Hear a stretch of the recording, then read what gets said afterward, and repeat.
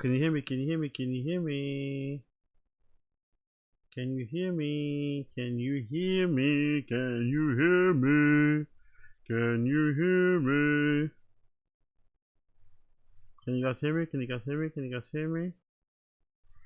Can you guys hear me? Can you guys hear me? Quick one before I go to the gym. Go do a quick one before I go to the gym. Quick one before I go to the gym. Let's just bang it out now. Let's just bang it out all now. What was I gonna do just now? Oh, that's what I was gonna do. Let's just bang it out now. We'll do a little Q&A. We've got some videos to watch and shit, and we'll just bang this out together, yeah? We'll just bang this out together. We'll just bang this one out together. Can't wait, can't wait, can't wait. Should be fun, should be fun, should be super, super, super, super, super fun times. Cannot wait. Bear every tuning in. I appreciate you all. Let me just get this going first. Bear with me.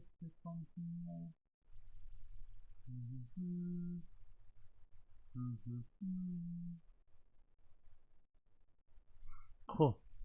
What you guys saying? What you guys saying? What you guys saying? Hope you're good. Hope you're good. Hope you're good. Let me get my fucking chat up on here. Bear with me a second. Let me get my chat up on here. Bear with me a second. Let me get my chat up on here. Oh shit, my guy's here. Hold on. Before we continue, my guy just uploaded a new video. My guy just uploaded a new video. You know who my guy is. You know who my fucking guy is. Tony Lapidus has got a new one with a PBD. Yes, I want to check this out. Let's check out Tony Lapidus. Oh, there's a new 2 years to try it. Yes, there's quite a lot of good stuff, man. Alright, cool. Let's do this, man. I'm excited now. I'm hyped. Let's fucking go. Big up my guy Tony Lapidus. Let's go. Big up my guy Tony Lapidus. Cool. Let's get this cracking. Big up everybody tuning in. We're here. We're crack-a-lacking. Let's go. You know how it is. We're not missing a day in June. We're not missing a day in June until the end of June. We're doing a stream on here and on Taz every single day of the month. We're trying to hit 500 members by the end of the month. Join, become a member, get access to member-only streams. Member streams are usually for the weekend. But get access to all my streams by just being involved, innit? Click the link down below. Become a member, innit? Become a member. Give the membership, all that good shit. Well, most of that is appreciated. I appreciate you all regardless. Like the stream, subscribe to the channel, all that good shit is also welcomed. And there's also a link to a Discord. Get involved. The Discord is fucking popping, by the way. Get involved to the Discord. The Discord is fucking live. Good people there, good banter. Everyone's always there chatting shit and stuff and sharing pictures, you know. We've got a little pets chat as well here. People share pictures of their pets and shit. So get involved, man. Good little community over there on the Discord. I'm not gonna lie.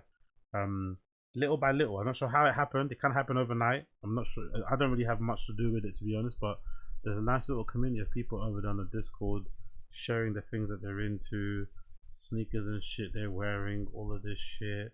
You know, streetwear stuff. You've got T-Fat-K sub on there. Loads of good shit on there. So get involved in the Discord, man. Link to the Discord is down below. All that good shit. You know how we do it. Let's go. Tony Lapidus, PBD and Mehdi Hassan parody. Tony Lapidus, PBD and Mehdi Hassan parody. This would be good. Mehdi, you know, I got to say that I really like you, right? But I got a local doctor who specializes in curing TDS, and I really think that you should consider going to him. Oh, yeah. Big up Ryan Davey. Love to hear it. Big up Ryan Davey. That's fucking awesome, bro. Well done. Big up to Ryan Davey. Let's do this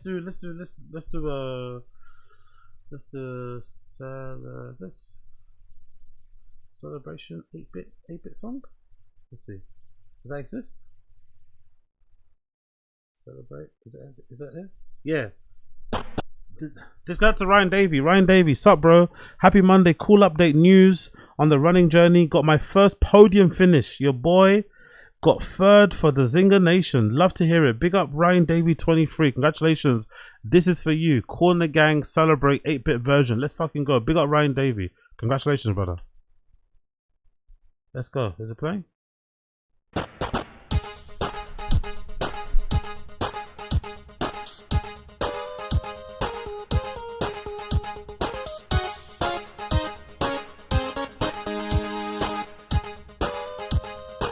Well done, Ryan Davey. Big up. Third place. Next time we're coming for that #1 spot. Big up Ryan Davey. Next time we're coming for that #1 spot. We're coming for that #1 spot. Well done, Ryan Davey. Let's go.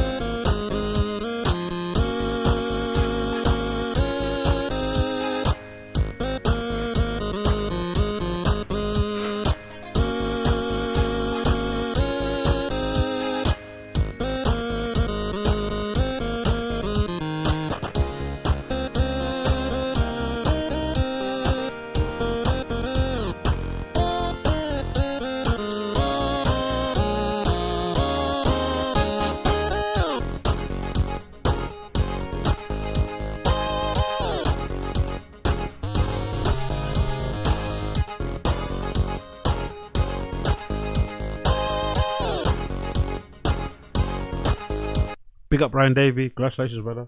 Big up Brian Davey, congratulations. Big up Brian Davey, congratulations. Let's go. I've got a psychologist who deals with you know, I gotta say that I really like you, right? But I got a local doctor who specializes in curing TDS, and I really think that you should consider going to a guy. I've got a psychologist who deals with cult members like you. I think he'd deal very well with you in your world of fascism. Let me ask you this. His Mehdi Hassan isn't that good, though. Big up Tony Lapidus. His Mehdi Hassan isn't that good. His PBD is fucking brilliant. But his Mehdi Hassan doesn't sound like Mehdi Hassan whatsoever. But he's trying. Big up Tony Lapidus.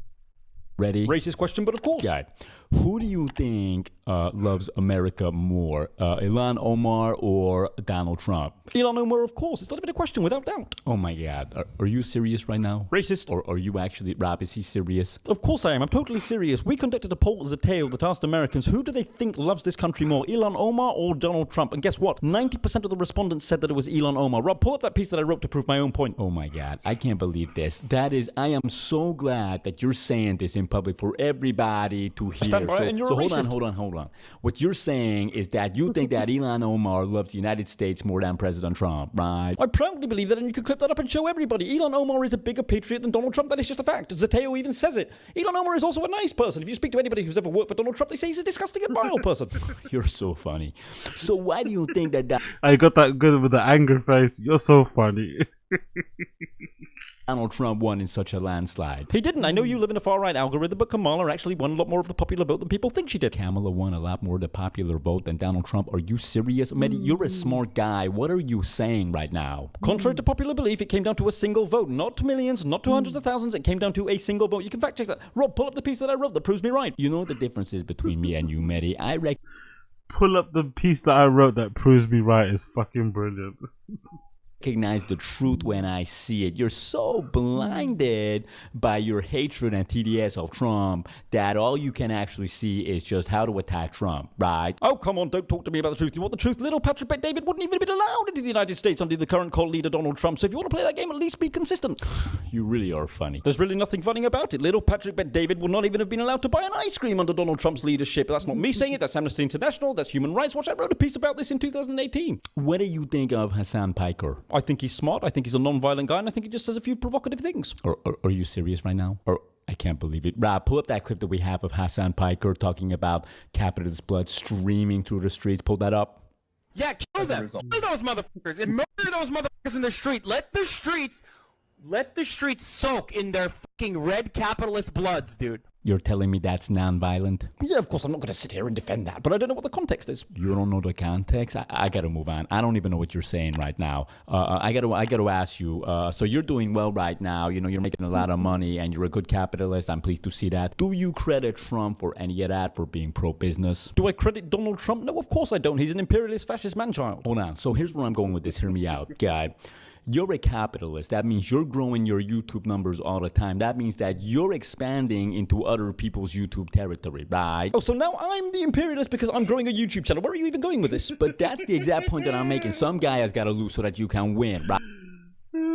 calling him an imperialist because he's got a YouTube channel that's growing. It's so ridiculous. Honestly, he's really funny, man.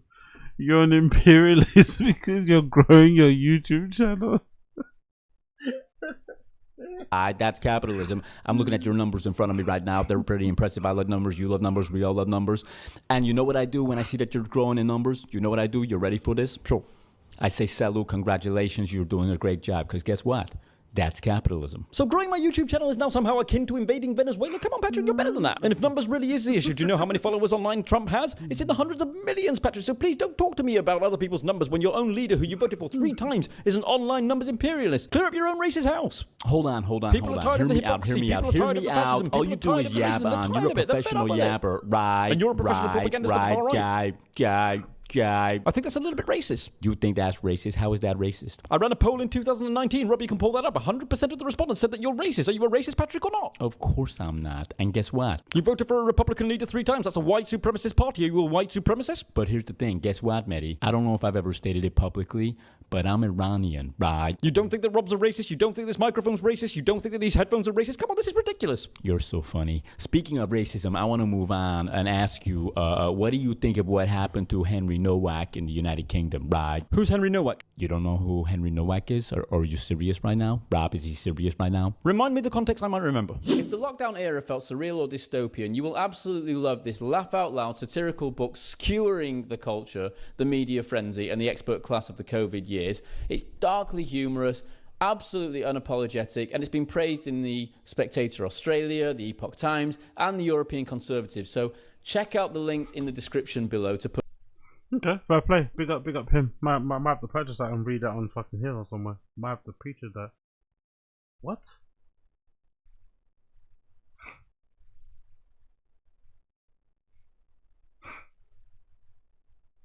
Anyway, cool. Big up Tony Lapidus. Big up Tony Lapidus. So what's the main? Yeah, let's do this Dave Rubin one. Dave Rubin's career implodes after disastrous debate. Yeah, this is big up to try. Like he's been coping super hard with this, by the way.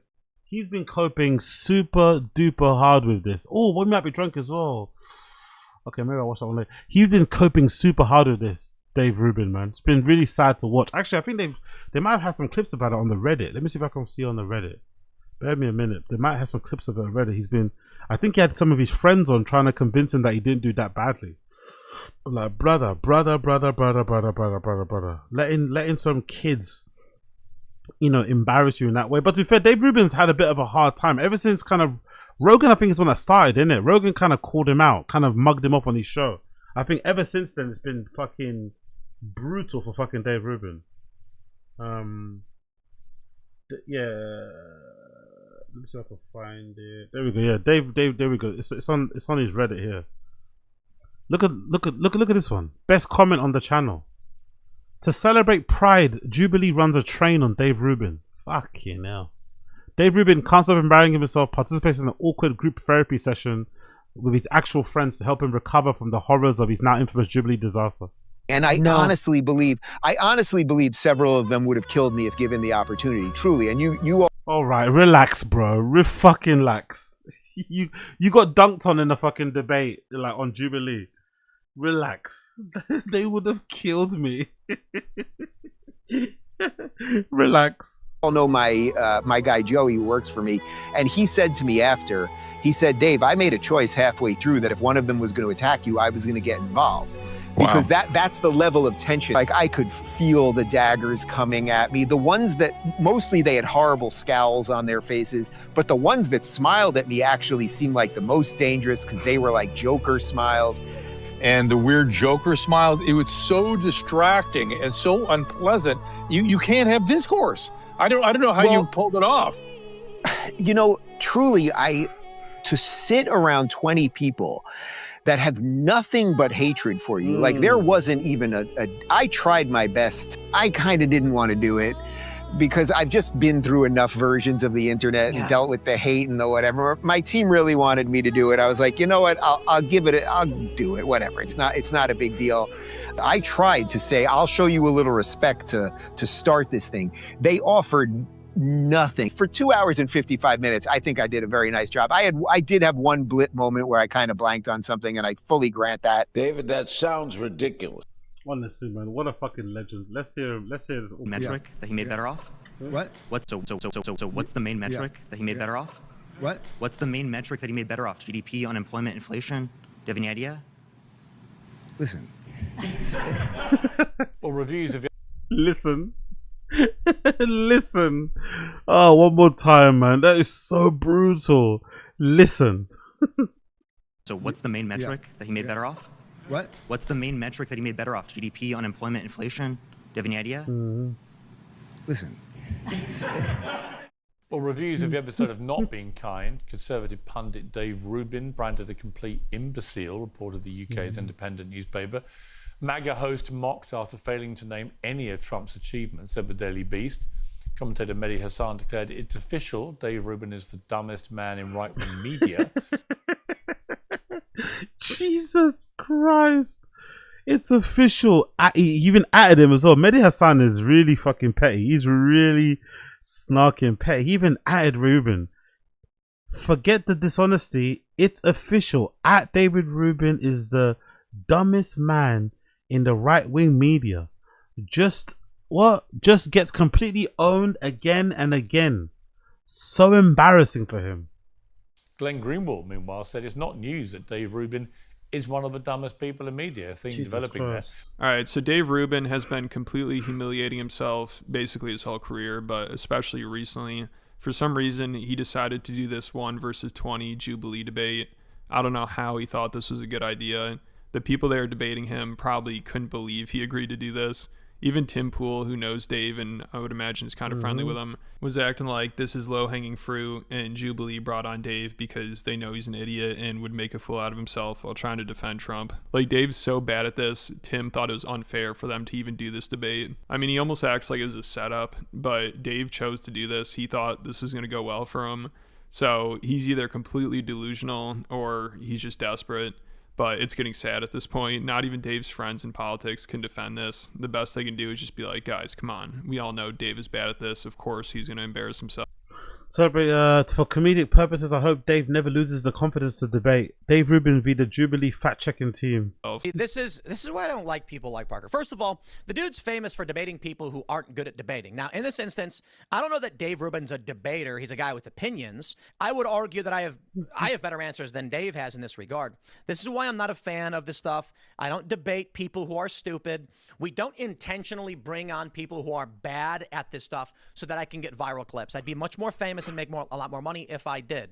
It's worse off in terms of growth in 2025 as compared to 2024. If you look at Jow. Just stop chatting shit, man. It's not that deep. Just stop chatting shit. It's not that deep. Just stop chatting shit. It really isn't that deep. Jones and S&P 500. They're both up quite a bit right now. But lower growth rate. Dave's not a debater. This is the problem I have with a lot of conservatives trying to go in and debate a dude who can rattle off metrics. And my response to Parker is, woohoo, graph go. Rattle off metrics. He knows what he's talking. Like, honestly, look at rattle off metrics because he knows what he's talking about. Rattle off metrics, you know. Up. Let's go, baby. Graph go up. Joe Biden, he get graph go up. I don't know what the hell that was. It sounds like Tim wouldn't have done. Big up Black American. Anyone too stupid for Rogan is too stupid, period. Is really funny and very accurate. Big up P Yummy. Big up Casual, I see you. Big up Gamebred. Big up Josie. What's going on, darling? Big up On Ten Toes. Teju, what's going on, Gigi? Case of Moses in the house. Mrs. Stewart, Girl. Don Dutta, Rainy, Dwayne Davey. Everyone, Wingus is here earlier on as well. Big up everybody. I appreciate you all. Much better. But also Piers Morgan had on someone to try to defend Dave. Yes, Boba Fett. What's good? Again, this was a disaster. This guy said he really likes Dave, but it still sounds like he realizes Dave isn't very good at this because he gets asked, what does Dave contribute to the right-wing space? Which is a good question because it seems like Dave only makes whatever movement he's part of look worse. Like, I don't know what he brings to the table. And even wasn't Dave Rubin like a libertarian? Wasn't he like a, what was he again? Wasn't he like a, is he, when did he even become right wing? Wasn't he like one of those ones, like a socialist? I don't know. He was something, right? Democratic Lush. I don't know. He was one of those. It was one of those ones that you say that when you're not sure you want to be right wing yet. He was doing that one. You know, what's that thing people do? Is it liberal? No, it's not liberal. Is it liberal? It's that level people do. It's that stance to say just before they make the jump to be MAGA. They're like, yeah, I'm a staunch liberal or whatever. I forgot what he said he was. I forgot. When his friend is asked about it here, he doesn't even try to say Dave's good at what he does or anything like that. He just, yeah, super big exotic. What's going on? Oh, libertarian. Is that it, right? He was a librarian. He was a librarian. Says Dave's a good dude. But according to Piers, that's not even true. It's so funny. He immediately responds to Dave being called a good dude, and he's like, actually, he's not. Then he starts going off on him for being two-faced and calls him a duplicitous little shit. Jesus I think Christ. I'm probably better than Dave at this, and I like Dave a lot, but I think I'm probably a little better than Dave at this. Okay, well, What is it that you like about Dave, Will? I'm actually so curious. Like, what does he contribute to the right-wing space? Ooh. I mean, he's just a good dude. Like, we can just start there. Like, Do you know actually what? him in person, he's Not really. Yeah. Because I when I went to Megyn Kelly's show in Miami and did Patrick Bet-David's, He's actually Dave not a Rubin good dude. asked me to go on his podcast, which involved going the wrong way out of Miami for an hour and then crisscrossing back to Patrick. And I said, you know what? I'll do it as a favor to a guy that's been on my show a lot. So I went and did all that, and literally about 3 months later, he's dumping all over me in public. And I was like, wow. You really are a duplicitous little shit. Come on, Piers Morgan, man. That's not a reason not to like somebody. Just because you went on his show and you had to travel a bit doesn't mean he can't criticize you. Honestly, some of these guys in the media space, they only have each other on the shows. They only have each other on the show, especially if they got clout, to make sure if anything goes wrong, or if they do a little oopsie doopsie in the media, those big people who they clouted up with, who they collabed with, won't report on it and won't spread it and won't make it a bigger story. That's what they do it for. They don't even collab with each other because they actually like each other. They collab with each other just to kind of damage limitation purposes. For PR damage limitation purposes. Let me go on Dave Rubin so that he feels like he owes me, so that if something bad happens to me in public, he won't say nothing about it. Let me go on Rogan so that he fuck off, man. He could say and do what he wants. Doesn't matter if you have to travel outwards. That's why he doesn't like Dave Rubin. Honestly, fuck Piers Morgan as well. He's a fucking donut too. Put Piers Morgan on Jubilee, he'd do just as worse, by the way. Put Piers Morgan on Jubilee, he would do just as worse if he had a whole group of people having to fucking grill him about fucking tapping dead kids' phones. Fuck out of here. And you live and learn. But the idea that Dave Rubin is a good guy, I'm afraid is not borne out by my experience. So why is he not a good guy? He's not a good guy because he invited you onto his show that was a little bit further out than where you were, and later on he spoke bad about you because you did something dumb in the media. That's why he's not a good guy. Come on, bro. Shut up. I thought he was utterly... Hold on. I want. Is he not your? He's not your fucking friend, is he? You just know each other because you're in media and shit. It's not your brother. He's not your fucking cousin. Like, you don't know that. You don't care about it. You wouldn't care about him unless you had a show anyway. Like, what is this? Like, these media guys, man. These podcast guys. The worst humans ever.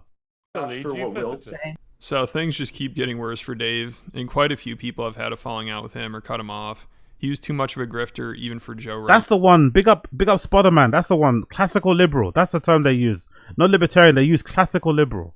What's the difference anyway? Is there a difference? What's the difference between it? Let me see. What is the difference between? Does it say? What is the difference between libertarian and classical liberalism? Oh, yeah. Classical liberalism and libertarianism both advocate for individual liberty and free markets, but they differ on scope and pragmatism. Classical libertarianism is an 18th century political philosophy favoring a minimal state, whereas libertarianism is a more modern, radical ideology that largely seeks to strictly limit government intervention in all areas of life. Classical libertarianism, liberalism and libertarianism. Liberalism sees government as a necessary but a limited evil. Libertarianism views the state as a fundamentally inefficient, and frequently immoral. Government role protects property rights and enforces contracts. Libertarianism maximizes liberty to a point where, they're both basically the same, but one's a little bit more extreme than the other. Okay, but yeah, that's usually the first step towards being a fucking Republican, basically. For whatever reason, that's usually the first step to becoming a Republican. I'm a classical liberal. And then there you go, standing next to fucking Trump at a rally. Rogan. After a few podcasts, Rogan realized he was a bullshit artist and stopped having him on, which Dave, of course, would complain about. He always seems really entitled to. Like, since Rogan didn't have him on, then he started trashing him. Oh, yeah. And during the last podcast they did, he kept pressuring Rogan to do his show, but Rogan clearly wasn't interested, so it was awkward. Like, Dave just sounds so insufferable. I mean, begging someone to do your podcast during a podcast is embarrassing. And apparently, even if you do him a favor and go on his show, which I don't think many people really care to do, like, it does. Actually, hold on, one sec. I've got to quickly do something. Bear me 1 second on here, people. Apologies. Oh, got to quickly do something. Bear with me here.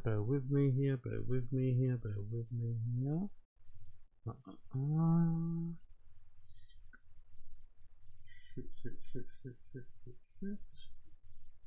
Boom. Cool.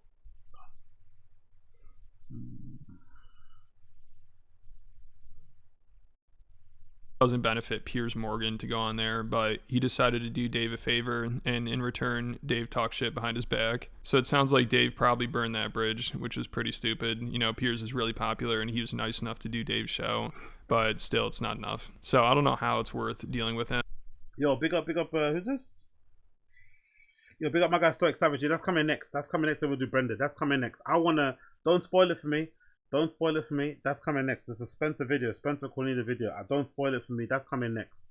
I'm fascinated by that also. I am truly fascinated by Floyd Mayweather's ability to run through all that money. But the thing that sticks out to me the most, which is really interesting about the Floyd story, do you remember that clip that went viral of Floyd Mayweather watching a basketball game on the front, on the courtside seats? Floyd Mayweather sitting there next to his daughter, Yaya, the one that's got a kid with NBA Youngboy, and next to them, a couple seats next to them, is Jay-Z and Blue Ivy. And during their time watching the game, someone's recording them, right, as they're sitting courtside, and I guess somebody in Floyd Mayweather's camp wants to buy something, and Floyd pulls out a bag, like a Birkin bag or something, and there's like wads of cash, and he just starts like openly, like, you know, giving it to somebody, and you just see Jay-Z's face, like looking at them, like shaking his head, like, what the fuck are these guys doing? Like, do you know what I mean? Like, you're trying to show up, like, obviously because Jay-Z's a fucking billionaire, he probably doesn't have any cash on him, right? Jay-Z's a billionaire, probably doesn't have any cash on him, but here's Floyd watching a game of basketball with a shopping bag full of fucking, you know, $100 bills, handing it out to his family to go buy some hot dogs or whatever. It's like just like open, like, do you know what I mean? Just like showing off type of thing. Like, what are you doing? This is unnecessary. So I want to see how you can go from that to like suddenly being broke. I would love to see it, but yeah, we're gonna wait for that in a minute. Big up everybody watching in. Tune in, like the stream, subscribe to the channel. I'm not going to be here for too long because I've got to go straight to the gym. So this is the only show for today. This is the only random show for today. So make sure you lock in and get involved. We're going to be watching a few more stuff after this. And it's crazy because he offers nothing, but he couldn't believe when Rogan wouldn't do his show, and then that Rogan cut him off. Like when I do his show or he does my, I really enjoy that guy. By the way, I like him. You do freaking Shapiro's show before my show? Sorry. What? The guy's had a show for 3 weeks. I'll do a show. What are you doing? People are mad at me with the way I dressed. See that? Man, it's always a pleasure. Yeah, wait, always hold on. Now I'm getting you official. You went to Shapiro before me. Listen, just it happened. I was free that day. We'll do your show. Will I go on Rogan's podcast? I asked him, and our PR people asked him about a bajillion times to go on for my book. We did not get a response as far as I know, so I don't know what happened there. It's a little weird for me to say that publicly. And then when Rogan stopped having him on, Dave started talking shit about him. So he's really petty, and he's always just been a useful idiot. Is he petty though? Is that petty though? Rogan was cool with him one moment, then suddenly stops having him on the show. Tell him at least why you're not going to have him on the show. I don't think that's petty. If he had a book out, right? He had that book about don't burn this book, or that whatever corny title he had, right? He was on your show for a while, then he doesn't come back on your show again when he wants to promote your book. You don't let him on the show. You should at least tell him. Rogan's a piece of shit too. Rogan should tell him at least, like, hey, you're kind of annoying. Chill out, you know? Just ignore it. Just ghosting someone like that when you had them on your... Because there was a time when Dave Rubin was always on Rogan, and he was a part of the intellectual dark web, isn't it? He's a part of that intellectual dark web with him, the Weinstein brothers, and Sam Harris and shit, and Jordan Peterson. They used to go on that show all the time. Sometimes they'll come on there together with the other guys. So just not having him on at all and not telling him why is it's a bit of a piss take. I'm not gonna lie. I'd be pissed off if I was Dave Rubin and I wasn't told, you know. I'd be a little bit pissed off too. Everyone knows that. But now he's not even useful anymore. You know, he's just an idiot. I don't know if there's any purpose for him. Like, for a while, his shtick was why I left the left, and that was working for him. Like, he got some big media deals, and I think Peter Thiel might have been backing him at one point. And then he got that Tenet media deal, which was backed by Russia. And Pick up Josie. $400,000. Oh yeah, oh yeah. Do you remember this? Do you guys remember this? This kind of got skirted over, man. This kind of got skirted over, and people moved past this too quickly for me. Do you remember when it was revealed? Like a bunch of right-wing media, YouTube channels, and whatever else it may be, were funded by Russian media, were funded by like a Russian conglomerate or something. And they were paying them a particular stipend. I think even that Dave Pacman, the left-wing guy, the Democrat guy, Dave Pacman, I'm pretty sure he was funded by them too. They were getting paid like $100,000 a month or something crazy, like 30 grand, whatever it was, to basically, like, you know, talk favorably. I don't know what it was about, but it was a crazy conspiracy that got unearthed. I forgot who actually exposed it. It was fucking crazy. It was so fucking wild. They were all getting paid and no one declared it. None of them declared it. None of them fucking declared it until they obviously got exposed. Pretty fucked up, man. Big up Joe's actually. What's that? Joe Rogan. Let's see his Instagram. I don't know if I've checked his Instagram before, have I? What does Joe Rogan wear day to day anyway? He wears like jeans in it, right? Like skinny jeans and like a tight t-shirt. What does Joe Rogan wear day to day? Okay, there's not a lot of pictures of him. Okay, look, he loves that picture. He loves that fucking sandwich, isn't it? I feel like I've seen that sandwich like a million times, no? He's always posting about that. It's like, I feel like he has the same post every time. The fucking steaks with the chilies, this fucking sandwich. Like, he loves wherever that place is. He fucking loves that place that makes sandwiches. I feel like he's always posting about this place.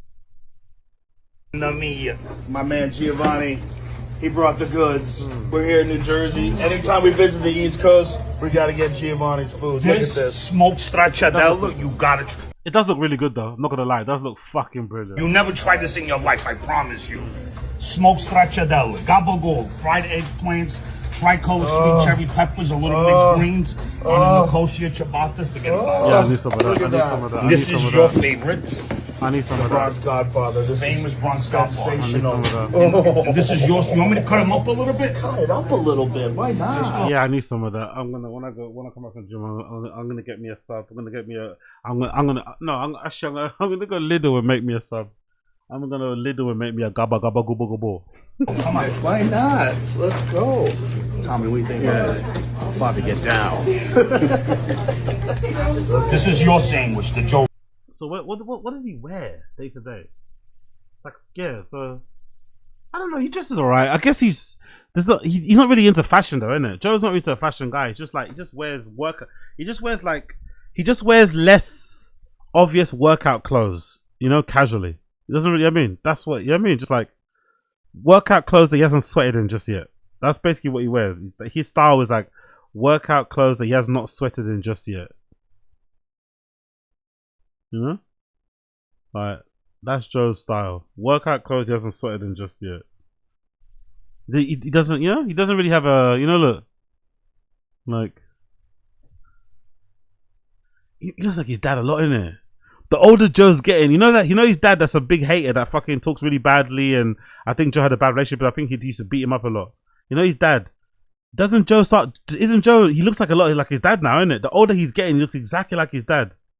Looks exactly like his dad's spitting image, man. It must fuck him up because he doesn't get on that guy. Oh, fuck. Big up Joseph. But yeah, that's his style. That's his style. Madam Josie, if you're in the chat, if Rogan pulled up to you in a bar and said "Wagwan," you didn't know what he was, would you give it some time? If Rogan rocked up with these shorts, hey, what's up, girl? Can I buy you a drink? You letting him buy you a drink? You letting Sugar Ray Robinson t-shirt buy you a drink? Yeah. He's a funny looking guy, isn't it? He's a funny looking human. That's it. He's a very funny looking. No, I have a man who is way taller than me. Okay, fair play. It's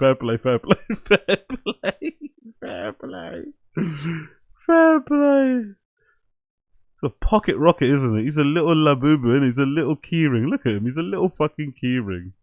He's a little fucking keyring, his old rogie, isn't it? Does he wear all his t-shirts? Do you think he buys his t-shirts always so small? Or is he just really wham? What do you guys think? Does Rogan buy his t-shirts a size smaller, or is he really fucking big? I feel like, why are all these t-shirts, like, every single top is like, god damn, guy. Like, you don't want a little bit of room? No room in the front of that t-shirt, bro. There's no room in that t-shirt. There's no fucking room in that fucking t-shirt, bro. No room. Look. All these t-shirts, no room. No room in those t-shirts, bro. No fucking room. He is a celebration size chocolate. He is. Ooh. Celebration size chocolate got that money though, innit? No? Celebration size chocolate guy got that money on though, innit? He got that money on. He got that money on. Look at the whips, bro. Jesus Christ. Oh yeah, you heard about this, innit? By the way, you guys, innit? Right? You heard about this, innit? You heard about he gets his car seats like raised. You can kind of see it a little bit here. Like he gets everything custom, so his car seats are raised a little bit higher. You can see it's a little bit higher than that one there. You know, you can see that seat where he's driving in is a little bit higher than the actual passenger seat. He gets like every car he's got. Every car has a custom, because he can afford to, innit? He gets his custom raised on his car seat. Yeah, you can kind of see it's a little bit higher, that one. The one on the left is a little bit higher. But it's a beautiful car, man. Fucking hell. That's the thing. Swap yourself, guys on stream chat, whatever. Swap your bank balance for Rogan's, but you have to be his height. Fuck, like, he looks like he's on his knees in this picture, isn't it? He looks like he's standing on his knees. He genuinely looks like he's standing on his knees. Swap your bank balance for his bank balance, but you have to be Rogan size. Can you do it? Down. Can you do it? Okay, Steve's like, yep, down, yeah. You have to be Rogan size though. You have to look like you're standing on your knees. Nope, I'm down, says Real Robbie. That's fine, B Mallory. Yes, game break. Okay, look at the adults. Only the adults are saying yes. Yeah, I'll take it. I'll be 5'4". I'll be 5'3". I don't care. Can't be bothered being circumcised in front. Yeah, exactly. Everyone. Woo. But yeah, big up Rogan, man. Big up pocket size Rogan. Oof. That's the outfit that get the ladies wet, innit? That's the kind of outfit that's gonna get the ladies wet. Jesus Christ. Okay. Anyway, back to Dave Rubin. $1 a month just to do a few YouTube shorts a week, I think it was, which is insane. The fact that somebody paid Dave Rubin was paid $400 a month to produce 4 videos a week for a media company, Tenant Media. Oh, man, where are some of these companies with me? Come and contact me, motherfucker. God damn. In addition to this monthly fee, his contract included a $100,000 signing bonus and additional performance bonuses. So why are you even doing Jubilee? You think if I'm getting $400 a month to produce 4 fucking TikToks, I'm gonna be on Jubilee letting fucking kids dunk on me? You think if I'm getting all that money, I'm gonna be letting fucking Jubilee kids dunk on me? Are you crazy? Like, why the fuck is even like, ay. Rubin, that kind of money is obviously suspicious as hell. And even Megyn Kelly, who was friends with him, I don't know if she is anymore, but at the time she was. She told him not to take it because she knew it was suspicious, but of course Dave didn't give a shit. I said, who's funding this? And he said, it's a French businessman. And Dave would have no reason to lie to me that he said that explicitly. And not for nothing, but the conversation went on. And I will tell you that I told him not to do it. And that was not necessarily because I knew anything about the funding. We didn't get into that more than him saying it was his French guy. But I don't have good feelings about this Lauren Chen. And I was right. So even people around him knew something was up, but of course Dave couldn't turn down that kind of money. And he lives a lavish lifestyle. According to Candace Owens, he lives way above his means. And he bought a $5 million house and got the money from Peter Thiel. Then when Thiel charged him interest on the loan, he of course got all annoyed about it because that's like pocket change for Thiel. He's such a cheap ass, okay, that it was one of the reasons him and Charlie had a falling out. And we'll get to that in a second. He likes to live above his means, and he told me that he needed $5 million to buy some house in some swanky neighborhood. So he went to his friend, billionaire Peter Thiel, and asked for $5 million. But Peter Thiel then asked for a percentage, like, you know, yeah, I'm going to loan you this money, but if I'm going to be the bank of Thiel, you're going to pay interest. And he was... To be fair, that's how rich people stay rich. People understand that. People like Peter Thiel don't stay rich by just giving away money. You stay rich by... You know what I mean? Caring about pennies, caring about dollars, caring about stuff like interest. Like, yeah, I could afford to give you the 5 million and it won't really hurt me, but I have to approach, you know what I mean? Like, you have to do that sort of shit. Also, if you lend $5 million from a friend, why wouldn't you give them money in terms of interest on top anyway? Like, as a gesture. Because what the fuck? Like, 5 million is not like pocket change. Doesn't matter if I'm worth 5 billion. It's still $5 million. Like, what the fuck, man? You should, if anything, Dave Rubin should have offered the interest payment on top as a gesture of goodwill, as a sign of good faith, as like a acknowledgement of like, hey, I know this isn't a normal fucking, you know, favor. Thank you for being a good friend and helping me out in my moment of need. Even though what I wanted wasn't something I actually needed, it was something that I wanted, kind of thing. You know what I mean? But yeah, like rich people like Peter Thiel don't stay rich by just giving away their money, bro. Yeah, pay me back my interest, motherfucker. I can't believe he's a billionaire. This would be a drop in a bucket. He could just give me the $5 million and he's going to make me pay interest. He's literally talking trash about a guy that loaned him $5 million. Yeah. Right? Currently, he had loaned him $5 million. He was talking trash about him. So now that Dave's career has fallen off, and I don't know if many people care to find... Yo, Bitcoin in chat, WACK100, GG. Nephew, let me hold 5 million till tomorrow. Exactly. Imagine. Fucking hell. Hold on, did that download? Yes, it did. Cool. ...on him anymore. I think he's getting desperate, and maybe that's why he took that debate. But after that, I think Trump should pay Dave not to advocate for him. Like, he only makes things worse. He's been getting absolutely cooked for that debate.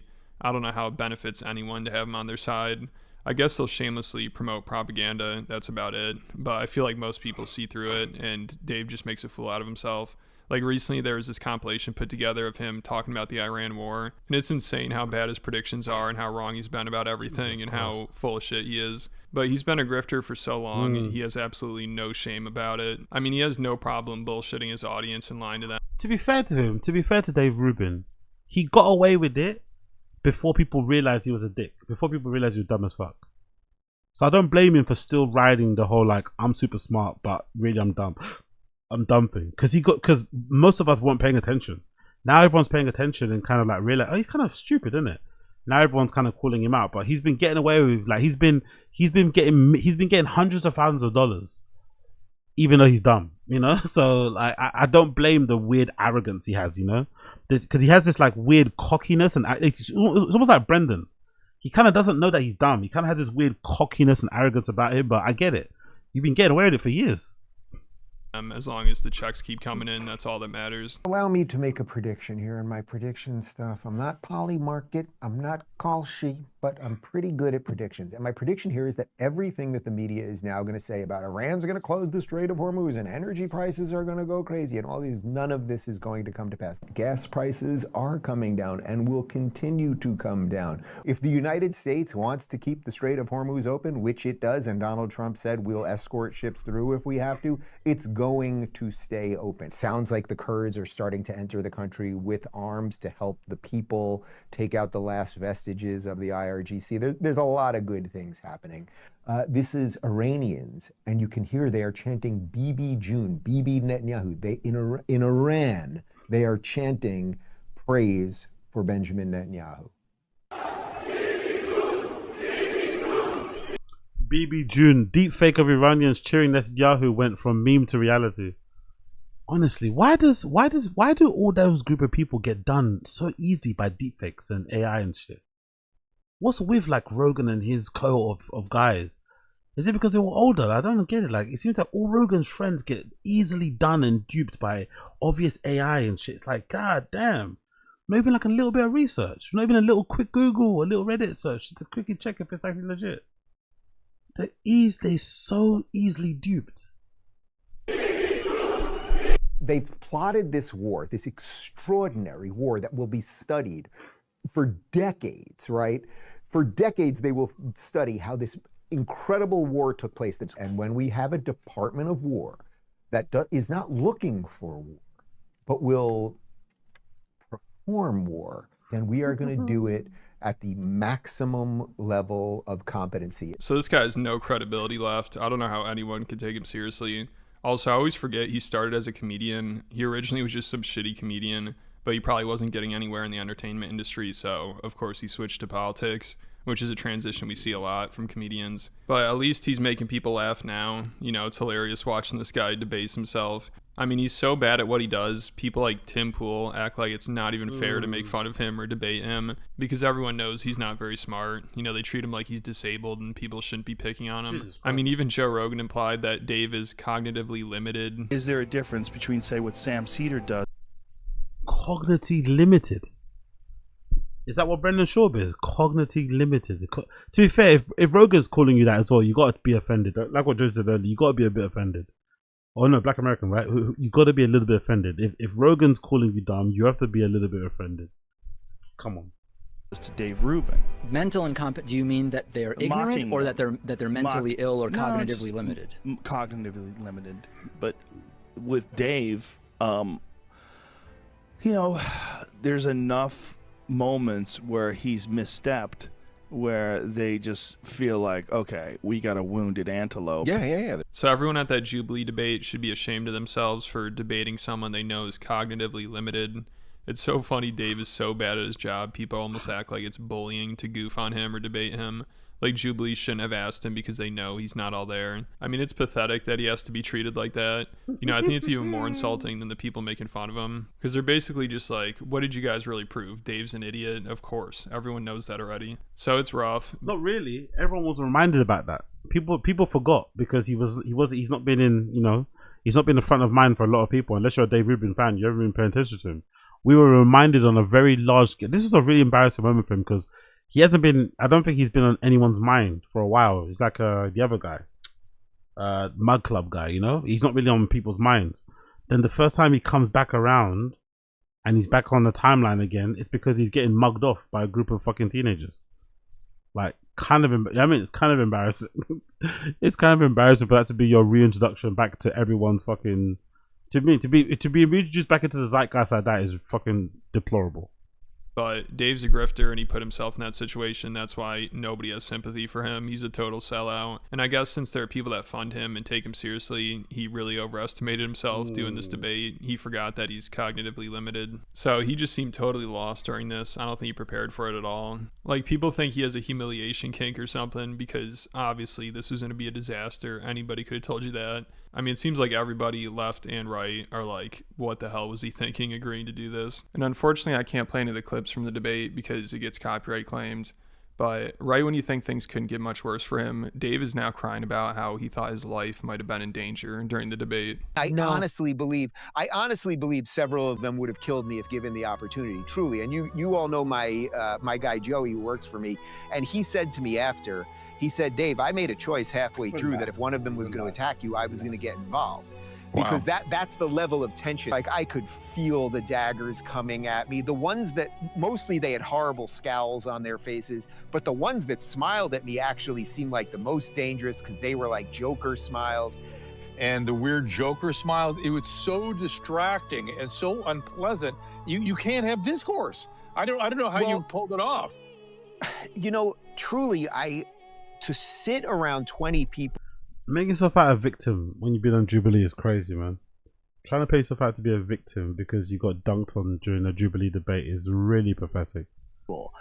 That have nothing but hatred for you. Like, there wasn't even I tried my best. I kind of didn't want to do it, because I've just been through enough versions of the internet and dealt with the hate and the whatever. My team really wanted me to do it. I was like, you know what? I'll give it. I'll do it. Whatever. It's not a big deal.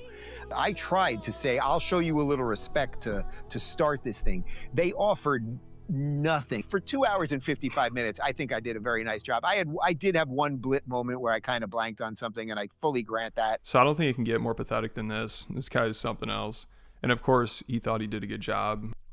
Yeah, big up Toast to Try. Of course he didn't do a good job. He fucking, I don't know. Big up Dave Rubin, I guess. Big up Blood Clot Dave Rubin, I guess. Cool. Let's get to Floyd. Let's do Floyd. Then we'll do Brendan Schaub. Let's do Floyd. Floyd Mayweather is broke. I have proof. Floyd Mayweather is broke. I have proof. I'm so interested to hear this. Big up Spencer Cornelia. He's usually quite good at these sort of videos. Let's hear what he has to say. I'm so fascinated to find out, how the fuck did this guy run through all his money? I need to know. I need to know right now. How the hell did he run through all of his money? Has money problems. He owes the IRS. He owes car dealers. He's pawning jewelry. A guy who's made hundreds of millions of dollars in his career is somehow running. Pawning jewelry? He's got to the point of pawning jewelry. Nah, come on, Floyd. Come on. Out of money. And now he's suing everyone, claiming he's owed money. While he may be able to keep up the facade that it's everyone else's fault, Floyd's spending problem is the reason why he's going broke. I was able to go directly to the source to get private information that hasn't been shared publicly yet, to discuss the recent lawsuit that sent shockwaves throughout the sports world. Mayweather suing former associate in an alleged $175 million fraud scheme. By the way, that is so sweet, by the way. That's really sweet. That is really fucking sweet.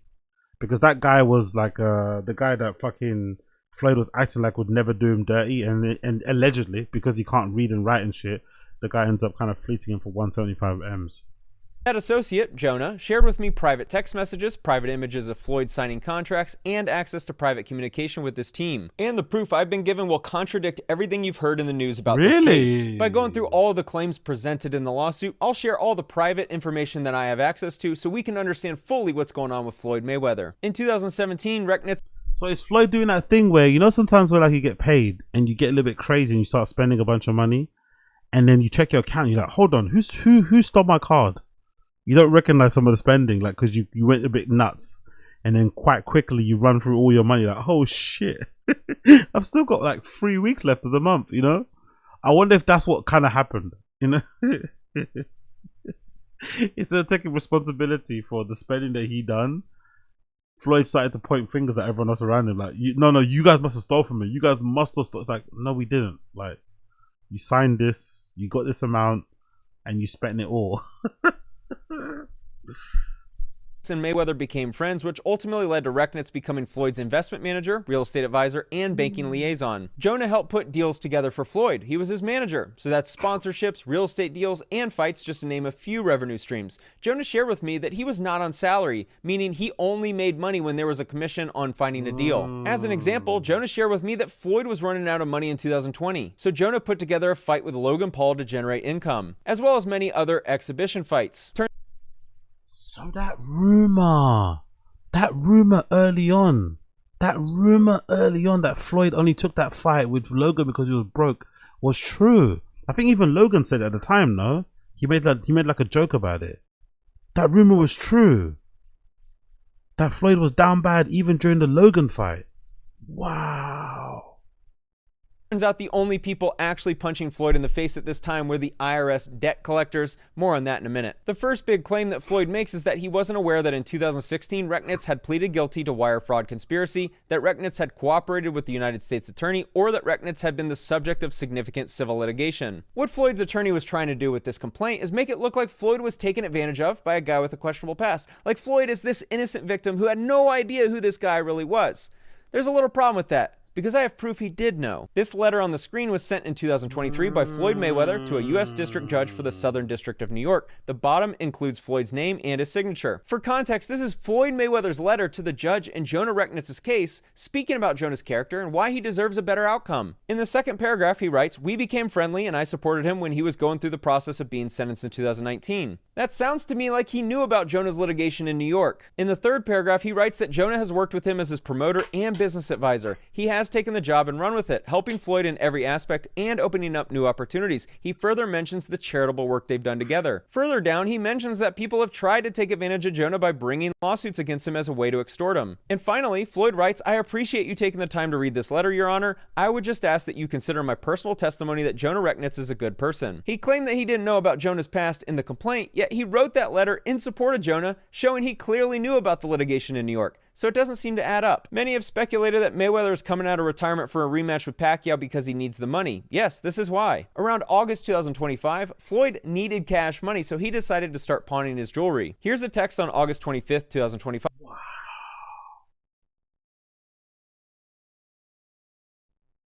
The receipts always will undo you. The receipts will always be your undoing. Pepsi Cola, Rolex, loan. Wow. This was a November loan. Got many on these. Like all of, oh my god, bro. What happened to all those buildings he owned? Was that all a lie? What happened to those apartment complexes, those office blocks and shit that he owned? What happened to all that stuff? What happened to all the fucking, do you know what I mean? All the fucking rent payments you're meant to be getting from that? Oh my god, bro. So many watches. Of Jonah sending Floyd an image of his watch and the word loan below. That represents that watch as being within the group that was being pawned. Here's the second image sent on that day. The top image is a collection of watches that were grouped together for a November loan and that many have been... Oh really, is that true? It was a scam. Oh, let's see. What happened to the apartment buildings Floyd Mayweather owned?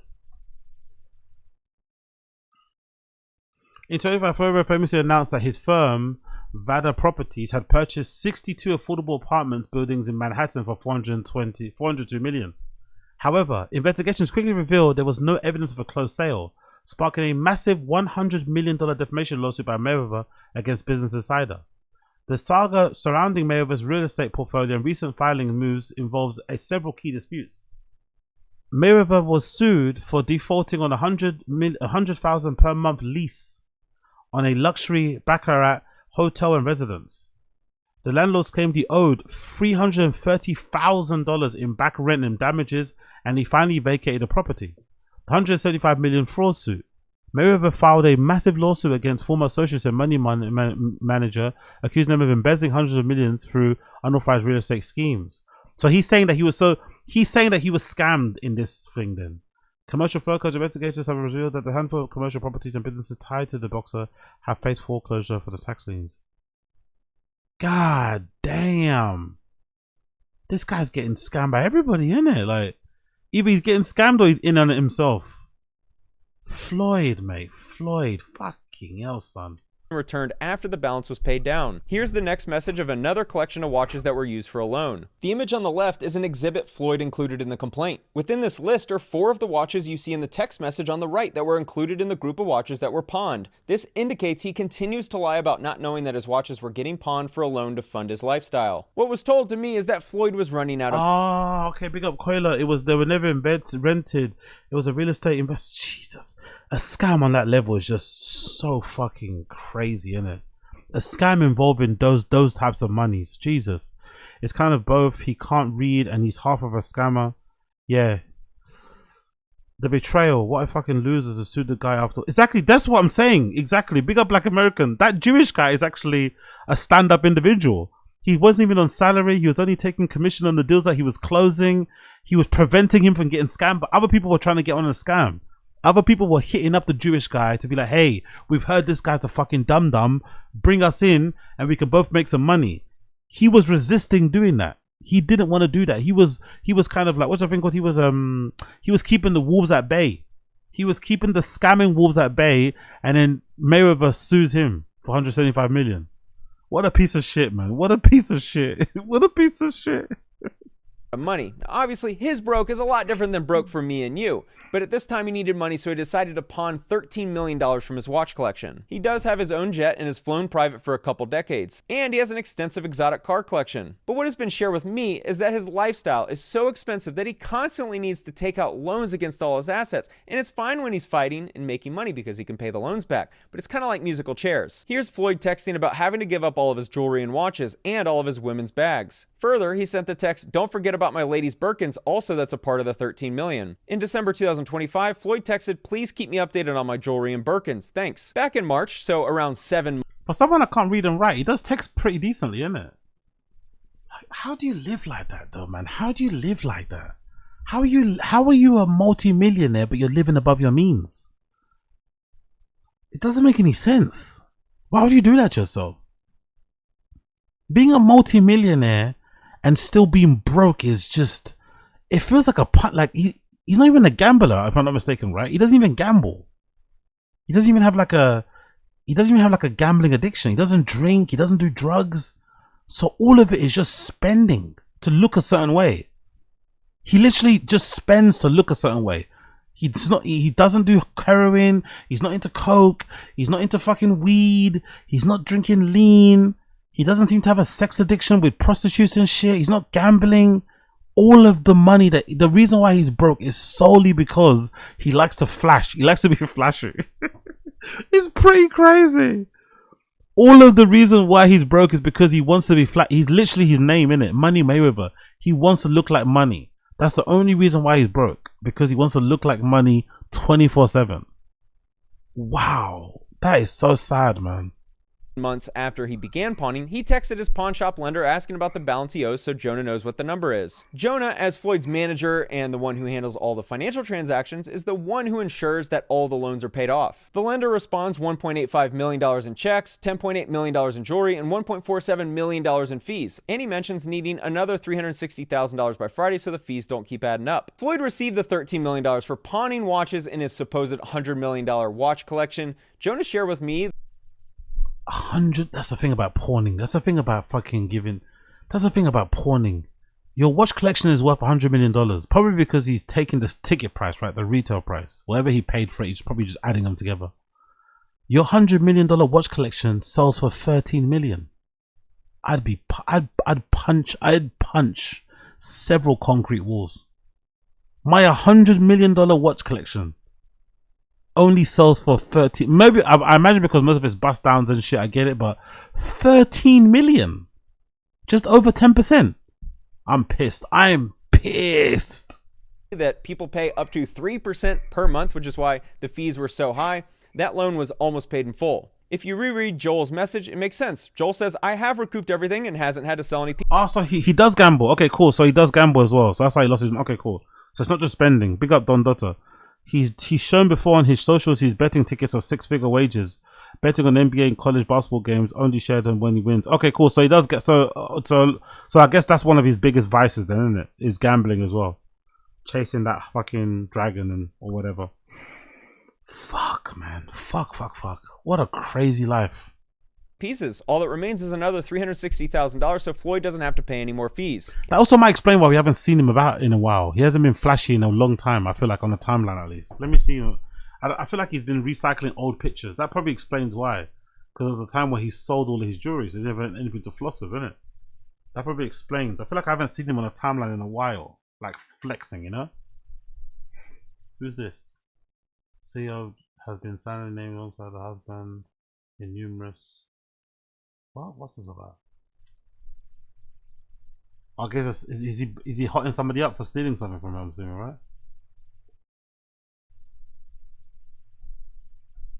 So he's turned his account. Yeah, you don't really see him he's not really flexing that much anymore, innit? A lot of throwback pictures and shit, but he's not really flexing a lot.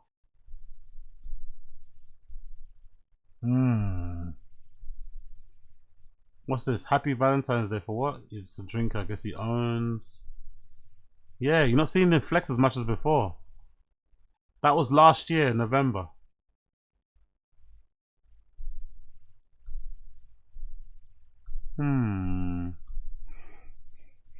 In case you aren't following, Joel can sell the watches that were pawned if Floyd doesn't pay the $13 million back. But he didn't need to sell watches because he was paid back and made $1.5 million in fees. In the complaint, Floyd discusses pawning his $100 million jewelry collection with the words, "to be pledged or placed in the possession of Joel, a Miami jewelry dealer." The amount received was around $13 million. A substantial portion of the pledged jewelry remains in the possession of Joel and Modi, and no accounting has been provided to Mr. Mayweather, and then alleges that the consideration received was diverted by Rechnitz and not paid to Floyd. I just shared the text message. So what? So they gave him 13 million for the $100 million watch collection, but not even most of it's been sold. So they basically scammed him again. So everything that he does, he gets scammed. Every deal that he gets involved in, he gets scammed. He pawned the jewelry, they paid him for half of it or whatever, and the rest of it they still got.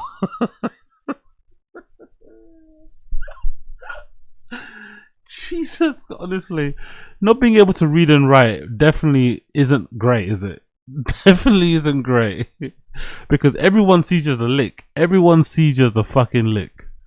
Messages between Floyd and Joel showing the accounting of the transaction and that nothing seemed to be awry. This is not the first time Floyd has had to take a pawn loan. Earlier last year, he borrowed $1 million from his friend Avi, the owner of Avi & Co., against his $18 million Jacob & Co. watch. Upon research, I realized that even though the retail is $18 million, the market value is about $2 to $3 million. So Floyd's $100 million jewelry. How does that even make sense? Money's so weird. How is the retail value of it? What, 18 million, but it market value is 3 million? How? Is $18 million. The market value is about $2 to $3 million. How does that even work? Someone's made in the screenshot to me. Somebody explain if you know watches. How does something retail for 18 million, but then the market value is 2 to 3 million? What the fuck does that even mean? What the fuck does that even mean? What? So if I wear it, it drops down to 2. It depreciates to $2 million if I wear it. If I refund it, I get my money back. But if I wear it on my wrist, it depreciates to 2 to 3 million. Yo, luxury watches are the biggest scam ever, man. They're the biggest scam ever. So Floyd's $100 million jewelry collection is more likely worth a fraction of that. Why is Floyd Mayweather pawning jewelry despite being so wealthy and always seemingly around cash? I asked Jonah how much Floyd spends every single month on his team, and Jonah estimated around $1 million. Yeah, that's gonna kill you, innit? Oh, look at that star of that. They didn't come to save you now, are they, eh? Mr. Floyd. These man them aren't here to save you, are they, eh? Those man them are nowhere to be seen. You're all sucking up to them, fucking bootlicking them. They are nowhere to be seen. Where are these man? Where are these man? $1 million for your team is crazy, man. $1 million a month on your team is crazy. This is like Brendan Schaub level of spending. This is Brendan Schaub levels of spending, man. What happens when you can't afford your team's salaries? Here's a video from Floyd's assistant of his entire jewelry collection as they took photos and video of all of the jewelry before pawning.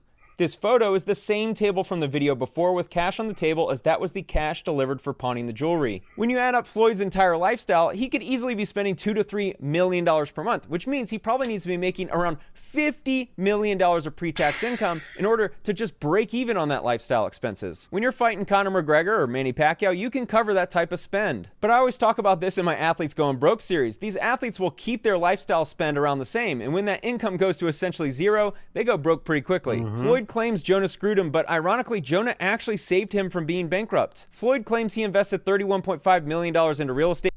You hear that? The guy he's suing saved him from being bankrupt.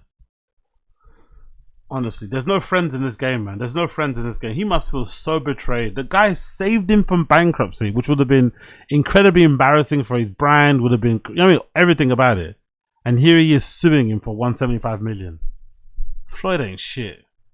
Deals and has made a nominal amount of money as a return on his investment. I actually have the distribution letter for this portfolio. Here's the 3 portfolios listed totaling $31.5 million. The annual distribution for the total is around $3.9 million.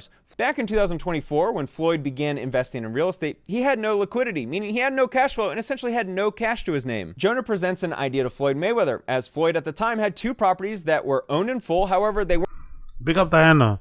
Retail markup, but if you try to sell it to the secondary market, it drops in price because they need to make their money back. Yeah, cool. I guess that's why, to be honest, I think That's probably why, if you're into luxury watches, you're better off just buying vintage stuff, innit? As opposed to all the bust down stuff. If you have bust downs, you just have it to own. You shouldn't really think about selling it anytime soon, because you're gonna cry at the fucking secondary market price. That's what it sounds like. If you're gonna be a watch collector, you're better off like buying the limited edition watches whenever they come out, or just buying vintage stuff. You know, finding vintage stuff. I don't know, a Rolex that was made in the 70s or something, or a Patek Philippe that was worn by a particular celebrity or something. That is probably what you're better off doing. But those watches that Floyd has, those bust downs, they're basically useless, isn't it? They're basically like worthless in a way, you know. They're worth what they are to you, but on the secondary market, like 18 million to 3 million is brutal.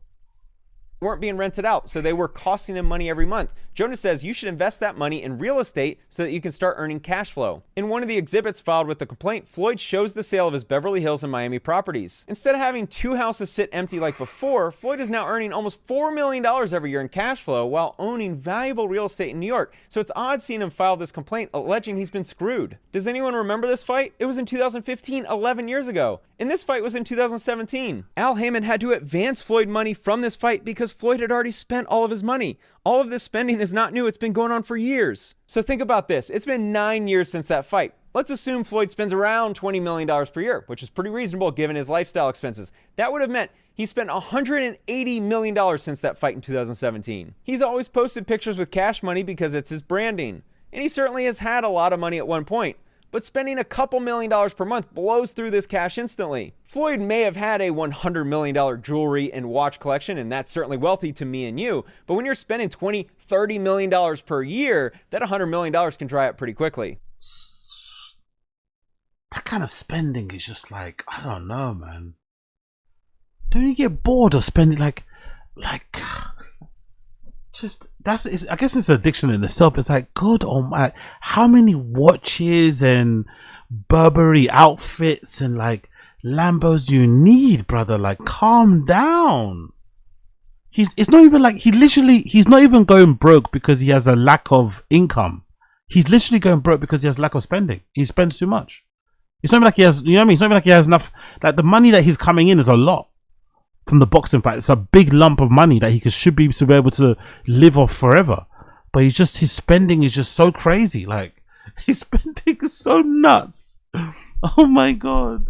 Which is why he now needs to exit retirement to fight Manny Pacquiao for a payday. One of the other claims is about Floyd selling his jet and not receiving any money. There's mention in the complaint that the block for the purchaser was left blank. What the media misunderstood was that the plane wasn't sold for $1 like the complaint lists here. Here's the actual signed contract, which does list the consideration of $1 and OVC, and you can see Floyd's signature down below. I think what was misunderstood is that the plane didn't actually sell for $1. OVC means other valuable considerations, which means the sale was for more than $1. This happens when private parties don't want the amount known to the public. Here's the text message between Jonah and Floyd. Jonah sent the payoff letter from the lender of his private jet, as well as a letter from Navy Federal Credit Union regarding a $2.787 million payoff. What happened was Floyd took out a large loan against the value of the jet. So when the jet was sold, a large chunk of the money went to pay off the loan and many of his other debts. Here's the payoff demand statement for the jet. Highlighted is borrower named Floyd Mayweather. The total loan payoff is around $2.79 million, and the highlight in the bottom left is the property collateral as the Gulfstream Learjet.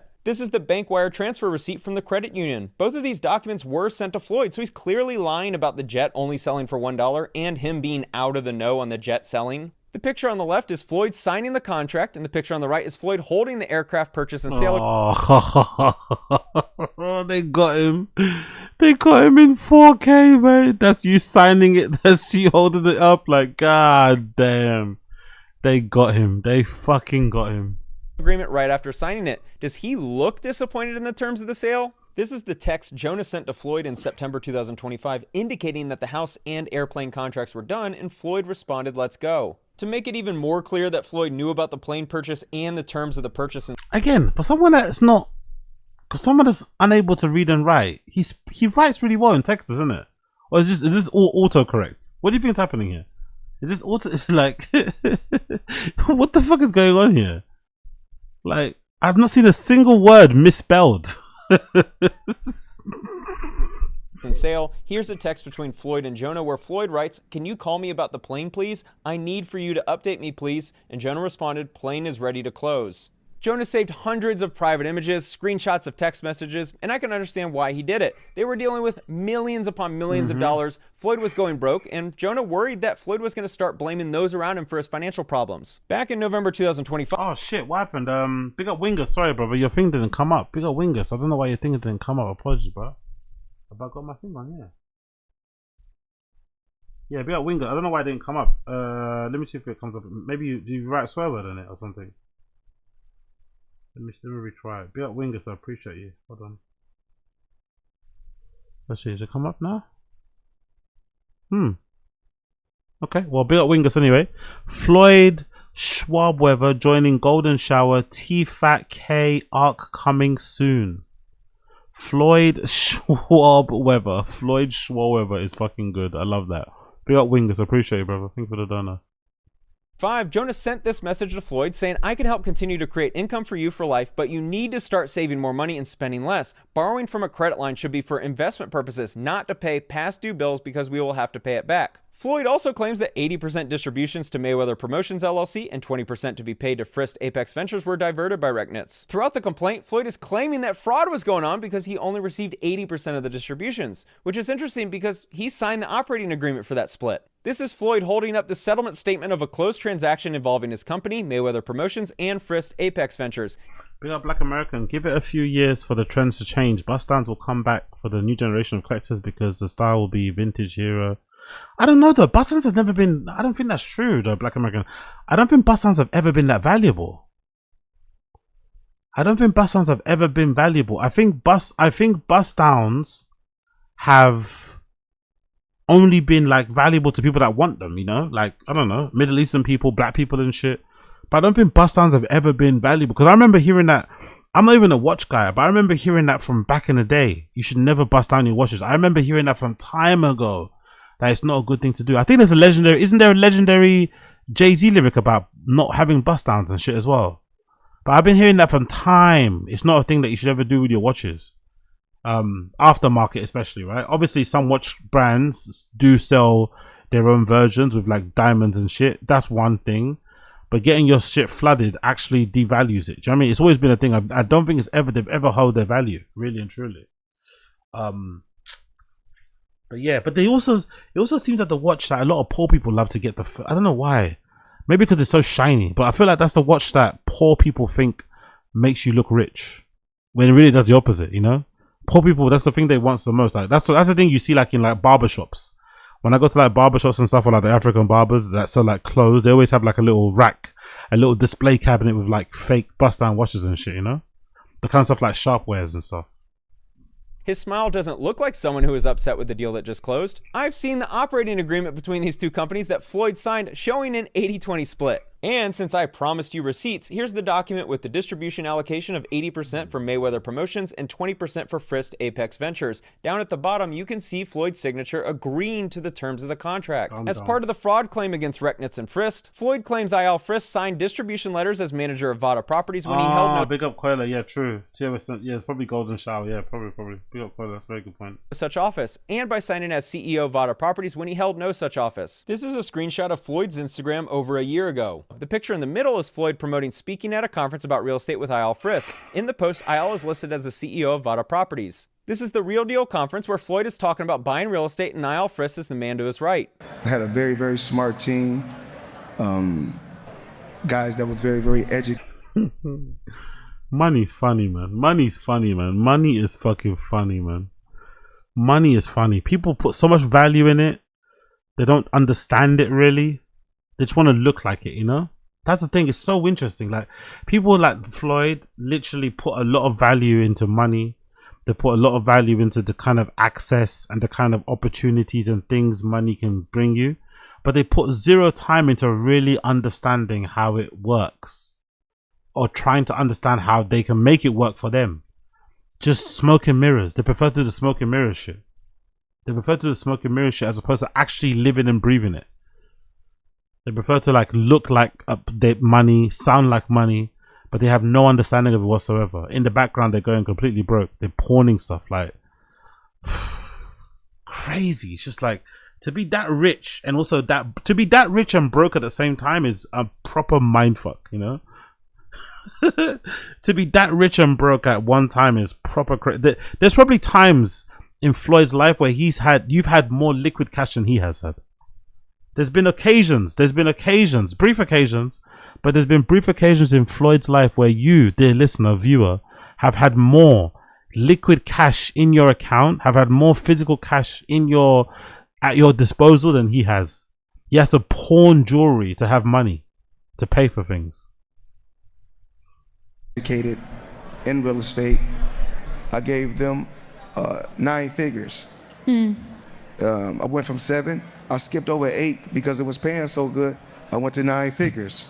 That doesn't sound like someone who is disappointed in the outcome of his real estate investing. Another major allegation in the complaint is that Rechnitz orchestrated a $13 million loan from Hankey Capital LLC secured by Floyd's property in Miami Beach, Florida. The picture in the background is of Floyd and Don Hankey. This property is actually owned by Josh Gatlib and Meyer Orbach. Back in 2024, when Floyd was running out of cash, he needed to sell 2 properties. So he sold it to the 2 names I just mentioned, and it was a favor by them. But the allegation is that $6.5 million of that loan went to the purchase of the private jet we discussed earlier in the video, and only approximately $4 million was made available to Mayweather Promotions. The full accounting is right here. $6.5 million to buy a jet with TBE Aviation LLC as the owner. That's Floyd's private jet related LLC. The $4 million to Mayweather Promotions is listed, and all of the other allocations are listed with none relating to Rechnitz. TBE Aviation, the best ever, the best ever aviation.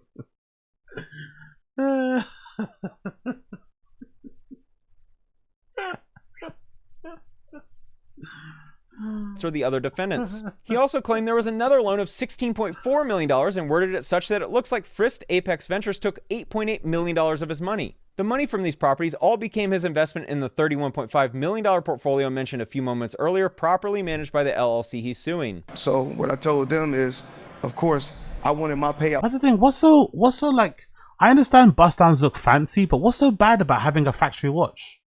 Like a nice one. Buying a limited edition Rolex and just holding it. It's probably going to accrue. It's probably going to go up in value. There's not a lot of them around available. You've got all the boxes and papers. You just sell it. Like, I understand the bust downs look fancy, but if you're into watches, like actually buying one, a legit Rolex or an AP or whatever, and just holding on to it, what's wrong with that? That's a pretty decent investment. That's a pretty nice collection to have. Have different styles. One that's got like a, I don't know, brown watch face. One that's red. One that's blue. I don't get the fancy. What? Maybe I have to see it in person. Maybe if I saw a bust down, like an actual real bust down in person, maybe it would like, you know, it'd get my mind all tingly. But I really don't see the appeal. You're better just buying like a diamond bracelet. If you really care about gems and stones and glittery stuff, you're better just buying a diamond bracelet or something than just. I mean, I just don't get it. I really don't get the whole bust down thing at all. Zero. You don't get your money back. It depreciates way worse than even cars do, and it just looks. Maybe it's just me as well. It just looks too niggery, you know. In my opinion, it looks too niggery. It looks too loud. I just wouldn't want that on my wrist. I wouldn't want to be walking down and just have this like rainbow. You know what I mean? This like sparkly rainbow on my wrist. It's just too much. To be a little different. Normally the payouts are, you know, at the beginning of the month, but I wanted my payouts to be every week. Spread it out throughout the week because I'm traveling, you know, family, friends, we're traveling, we're moving around, we're doing different things. So I wanted my payouts to be like that and everything, play it out. Yeah, be up casual. It's just like a factory fresh stock Ferrari is always worth more than one that with the wheels and exhaust and things, and watches are the same. Factory is always a premium. Yeah, exactly. That's what I would do. That's exactly what I would fucking do, man. Unless, you know, you're one of those Ferrari guys where like you know you have a collection, you want one of your Ferraris to be a certain color, you know, cool. But then again, that's something that you keep for yourself. It's not something that you're gonna sell on. Actually, talk about cars, doesn't he? What happened to his cars? Famously, I quite like his car collection. He has all his cars in all black, innit? I would definitely get that. I think he has every single car that he has is all black. So he has like black Ferraris, black Lambos. They're all black, I'm pretty sure. I wonder what happened to all his cars. I wonder if Spencer's gonna touch on all his car collection. Did he get rid of those as well? Like you play it out and everything was going great. This speech stood out to me. Now that I'm viewing it through the lens of Floyd going broke, why in the world would you need to change the distribution schedule to be weekly? Didn't Floyd make like $500 million boxing? Why do you now all of a sudden, you're so tight on cash flow? that you need your distributions to be paid every single week so you can afford a vacation. Floyd Mayweather fathers baby with dancer, ordered to pay $1 million in back child support. Jonah told me that Frist Apex Ventures assisted with paying his child support, meaning his lawsuit against them is even more perplexing. I found the court documents with his unexpected baby mama. Floyd did not deny being the father and was not happy with the news. He was angry and blamed her for getting pregnant. He attempted to force her to have an abortion and then blocked her from phone communication and text when he realized she was keeping the baby. Sounds like a great father. I even have the text messages between Floyd and her, but I'll blur for privacy reasons. It's not good. Here's the child support payments that stopped in December 2024 when Floyd was really having money problems. Floyd was ordered to pay $32,850 a month in child support, in addition to $933,050 in back support. This is how you go broke. I also have a letter from the IRS for taxpayer Floyd Mayweather. This is the notice of levy from the IRS for his unpaid $3.35 million in taxes from 2018. This was sent to Wells Fargo to seize any money in Floyd's Wells Fargo account. And they did the same for his JP Morgan Chase account. Here's an official IRS tax lien document sent to Floyd Mayweather on his property for the amount owed of around $7.28 million for the years 2018 and 2023. Some might say he's not going broke, he just wants to push off paying back the IRS, but I think this next document is a smoking gun. This is the collection appeal request Floyd sent to the IRS on why he couldn't pay. The explanation he sent was, need more time to gather the funds to pay in full. This is the IRS about to start seizing his assets. This isn't a personal loan. Why in the world, if he's made hundreds of millions of dollars, why doesn't he just pay the couple $1 million so he can get the IRS off his back? Jonah still hasn't been served with the complaint, which means he can't respond, and also because this lawsuit follows exactly what Floyd does with the media. Floyd has been claiming that he is unaware of a lot of the documents and that he didn't sign for deals. Jonah provided evidence to me of images he took of Floyd having a notary visit his house to sign. I'm blurring a lot of this to protect Floyd's privacy, but those are his fingerprints. Jonah provided a quote, "I do not want to litigate this issue through the media, nor do I want to embarrass Floyd publicly, so I will say this. It's sad that Floyd blew through his money. I wrote him many letters concerning his spending habits, which are documented. I had many conversations with him about slowing down with the spending, but unfortunately it caught up to him and now he's looking to blame others." One of these letters to the TMT team was shared with me. This letter is 5 pages long and describes all of the issues that Jonah was having managing Floyd. Jonah even includes a paragraph about no longer wanting to work with Floyd because of the spending problems and how much of a risk it became to be around Floyd. Rah, Ted. Man was spending so much he scared the Jewish man away.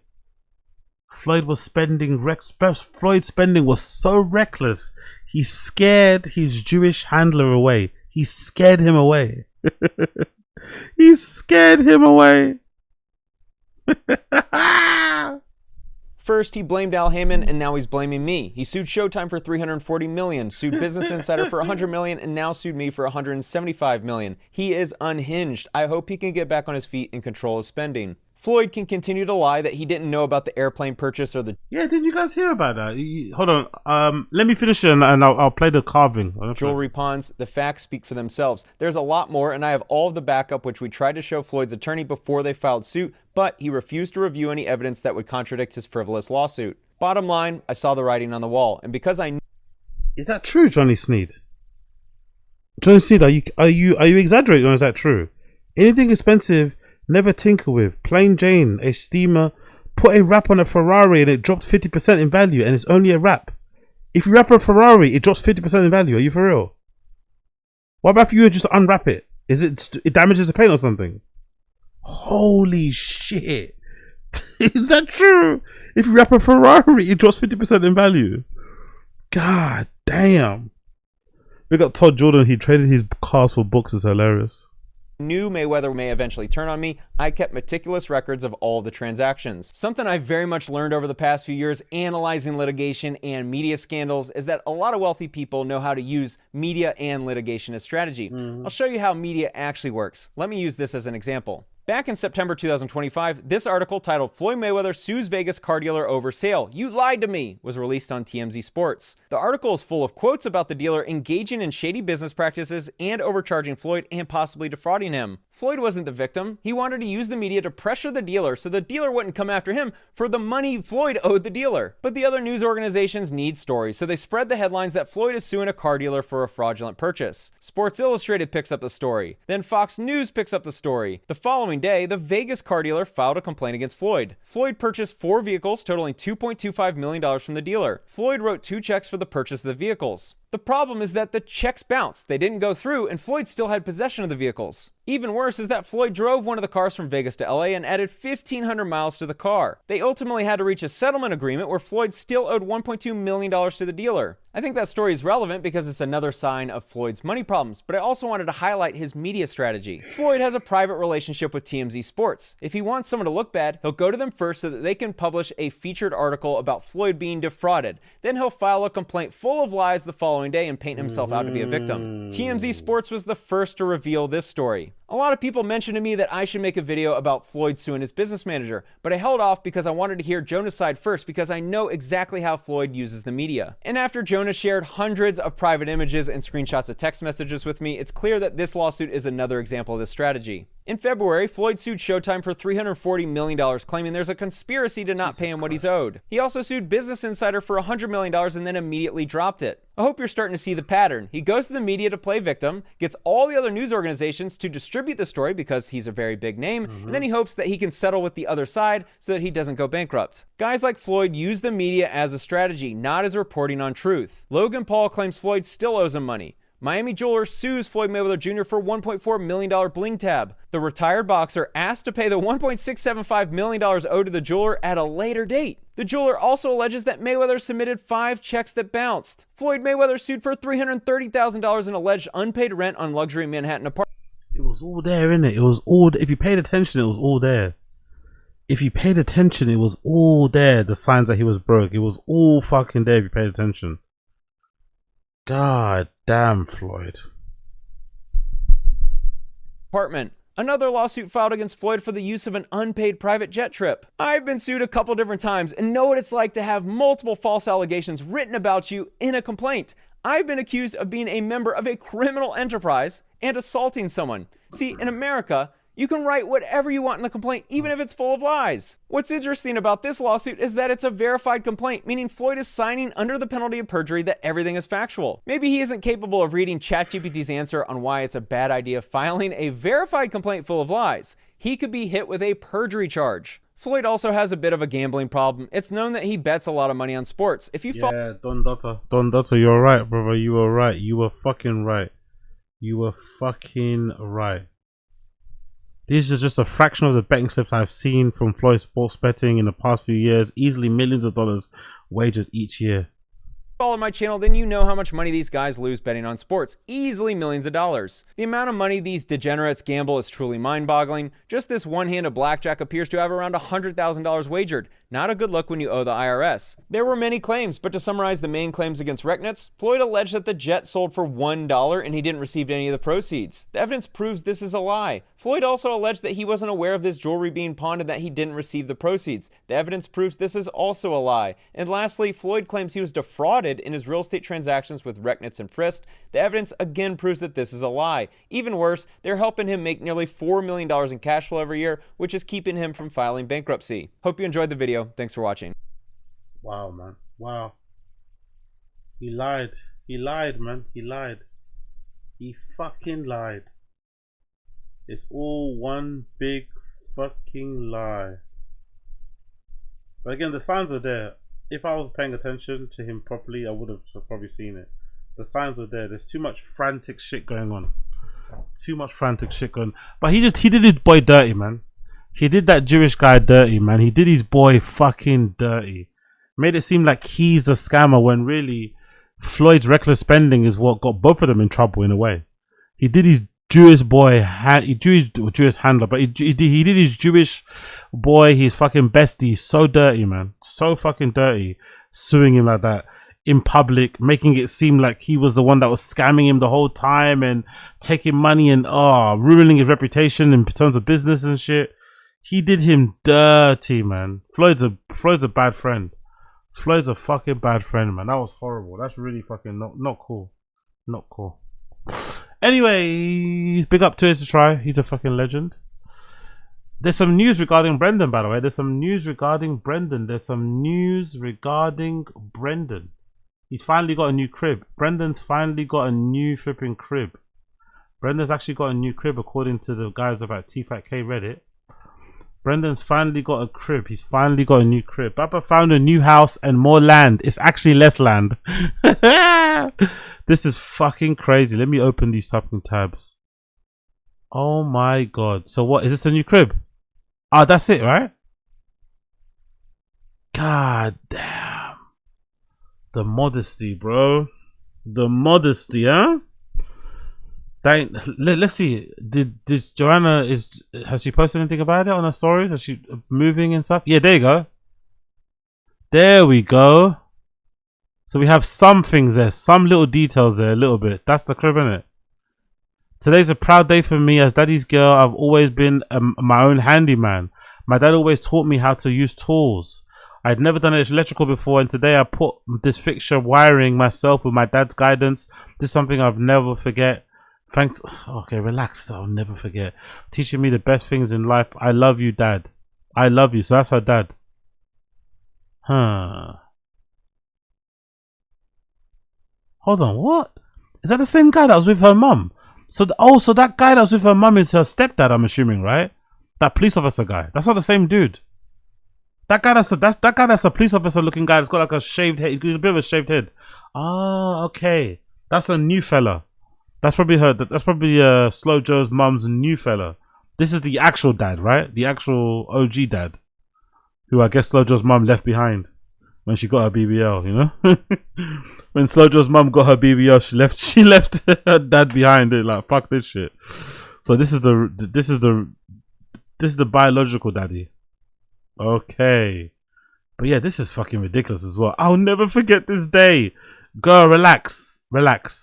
And again, you're not even doing it by yourself. You've got like, you know what I mean? Like you got a lot of help here.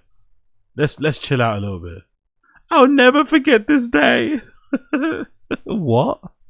Anyway, look, $1.2 million crib is nothing to fucking laugh about, right? A $1.2 million crib is nothing to laugh about. It actually does look pretty decent to me. Let's see what can we see what the rooms look like? What is that? 700 echelon PL or something. Let's see. Can I get it up anywhere? 700. What's that? Echelon PL. Is that it? Can we see what it looks like on the inside? Off market and that. Can you see what it looks like on the inside or nah? Well, how many rooms does it go? It's actually a pretty nice crib. Not gonna lie. It's actually still a pretty nice crib, but you know, these motherfuckers, with how they live their lives, maybe not so much. But it's actually a really nice crib. What the estimated value? 1.2. What's the have they got the crazy fucking monthly fees again or no? It doesn't say it on here. It doesn't say the crazy monthly fees on there, so maybe not. Let's go on realtor.com. Is that the same crib? Sold, yeah, I think that's the one. Yeah, sold June 4th. That's the one, isn't it? Right? Sold June 4th. I think that's the same one there. Redfin. Closed on June 4th. So yeah, it got sold, which is a good thing. Single family property type, built in 2022. Lot size 0.76 acres. Definitely going to be smaller than the other one, isn't it? It's got a 3-car garage still. Look at the, oh, that's much more. That's way more affordable. Fucking hell. $164 in terms of HOA fees. Way better. That's where it should have been from the beginning, to be honest. The other one was fucking crazy. It was like 20 grand or something like that, HOA fees. So yeah, that's way more affordable. Way more affordable. For goodness sake. Well done on that one. Sorry, no pitch. So is there no extra pictures to see what it looks like? Okay, so it's a 5-bedroom. It's still 5-bedroom. Okay, cool. Really? 5 bed, 4 baths. Sure. Pretty decent. Pretty decent, all things considered. Pretty fucking decent, all things considered. That's the cul-de-sac where they're at. Pretty decent. 3-car garage. Like, you really can't go wrong, to be honest. You really can't go wrong, mate. It's not a shabby little crib. It's not a shabby little crib at all. Must have a massive garden then, isn't it? There must be that. Is that all the garden? There's no fence around it. No fence. Is that normal? There's no fence or anything. It's just open like that. Again, why can't I hear my fucking alerts? Big up Casual, appreciate it, man. 4 million crib in Cali, 3 million net in Texas, now 1.2 tin cup approaching. Let me read that again. 4 million crib in Cali, 3 million next in Texas, now 1.2. Yo, you are a legend. Tin cup approaching. Hold on, I gotta join in. I gotta join in. That's actually really funny. Tin cup is actually approaching. That's actually really true. I don't know why my alerts aren't showing up today. For some reason, my fucking alerts aren't showing. But big up Casual, appreciate you. Let me see if I can send it again. Can I send it again? But again, is this normal, people? My American people, can you let me know in the stream chat? Is this normal? Why is there no like fence? Oh, that's how. Oh, that's what it looked like before. Oh wow, it's a proper new build, isn't it? Like that's their garden, right? That's all their land, I guess, right? Technically, this is all their land. But there's no fence. Like, where's the fence for the garden? Like, if you wanna play football and stuff, you wanna kick stuff. What? You have to build your own fence. I have to fucking build my own fence if I want to kick the ball around. For real, I have to build my own fucking fence.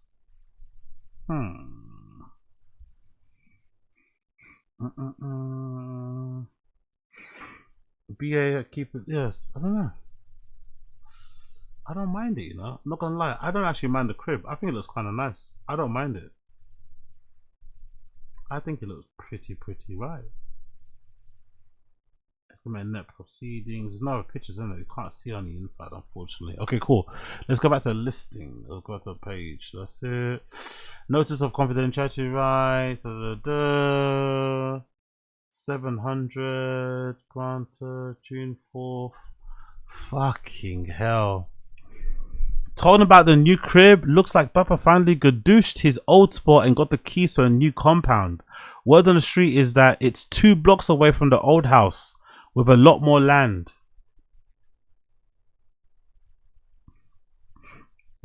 Ask Jay and all that shit, and Ask Jay and all that shit.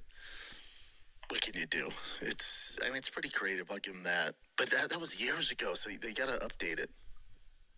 What do you mean? Big up AZ. You would be bored to tears there. What, in the crib? It looks pretty decent to me. Am I bugging, or am I being too optimistic? I'm too positive about it. Is it not really good for what they need? 5 bedrooms, 4 baths. Just, not 500 square feet, but decent enough. Loads of land, quote unquote, around for the kids to play on and shit. Get a fence. You can basically have them do whatever they want. 3-car garage. Not enough to fit all these cars in there, but most of them. Is that not decent? Or am I bugging out? Looks decent to me. Maybe I'm being too optimistic. Maybe I'm being too positive. I don't know. Richard, why are you selling your house in Austin, moving cities again? No, man, I'm literally moving 2 blocks away. I'm moving 2 blocks away for more land. Because when we first came here, we rushed into the house, and I didn't know the area. Now we know the area, and I just need more land. Oh, for Coiler with the fucking facts. 30 to 40 minutes, your only entertainment, which is a grocery shopping. Too hot for the kids. Oh yeah, true, the heat, innit? I didn't think about that. Brutal. Oh, there's no pool as well. There's no swimming pool, innit? Oh, brutal. There's no swimming pool. And I don't think it has that back area bit. I don't know if it is true, but I don't think it has that back area bit, does it? Does it have that garden? Oh no, is that a pool there? Is that like an out? No, that's like a barbecue area, innit? I don't think that's a pool. I think that's like a barbecue area bit. Yeah, there's no pool. Damn. Yeah, there's no pool at all. I think that's just like a barbecue area thing. Yeah, there's no pool at all. Ouch. Yeah, okay, fair play. Fair play, Coiler. Once again, you are right, my friend. Fair fucking play. Yeah. Woo! That's gonna be scorching right there, isn't it? That's gonna be scorching. No pool to dip into. Yeah, that's the land that he wanted. That's some more land. Now you got all the land. Yeah, first, yeah, true. First time the kids lived anywhere without any place with no land, innit? I don't know what's going on, man. I don't know what the fuck is going on today. Actually, no. Let me refresh this. Bear me 1 second here. What have I done wrong? Have I done something wrong? Okay, I don't know what's happening, but for whatever reason, my thing ain't working. Maybe I got to reinstall it again. Let me see. My alerts aren't working at all at the moment. Bear me 1 second here. I know I have to leave in a minute anyway. So, let me remove that. Yep. Where's the other one? Let me remove this as well. Usually if I remove it and reinstall it, it works again. So bear me 2 seconds and I'll just quickly get this done. And then we can carry on. But yeah, I don't know. You know what's really brutal? I'm saying that house is incredible. I still like it. I'd live there. You know, obviously not in that location, but I'd live in that house. But they're so materialistic. That's probably going to be an ego death to them, especially for Brendan. They're so materialistic that's probably a bad thing. The crib is like that. That's probably like a, you know what I mean? Brendan's probably depressed. The whole house is probably depressed, you know? Because it's not as big as the other one or fancy and shit. Like, brutal. Moving to a new place in a big fancy house and having to fucking downgrade it to a smaller house to afford it. That's a brutal reality check, mate. Brutal fucking reality check. Okay, cool. Let's see if this works. Copy. Can I copy that? Let me see if I can do this one more time. Bear me a second here, people. Browser. Let's go RS Noti, RSN. Let's do that. Hopefully that works. Let's see if this works. Let's see if this fucking works. Back to grid. Recent events. Let's see if this works. Let's see. Yay, we're back. I'm loyal to default. Floyd Schaub weather joining Golden Shower. T-Fat KR coming soon? One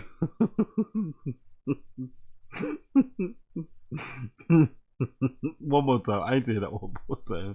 Coming soon? And I'm loyal to default. Floyd Schaub weather joining Golden Shower. T-Fat KR coming soon? Coming soon. And then big up rigged UFC. You ever done? 4 million crib in Cali, 3 million next in Texas, now 1.2 mil. Tin Cup is approaching. And so And then the last one.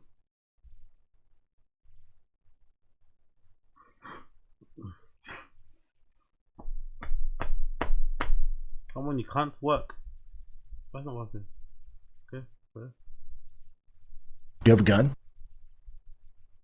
No pool, no lake.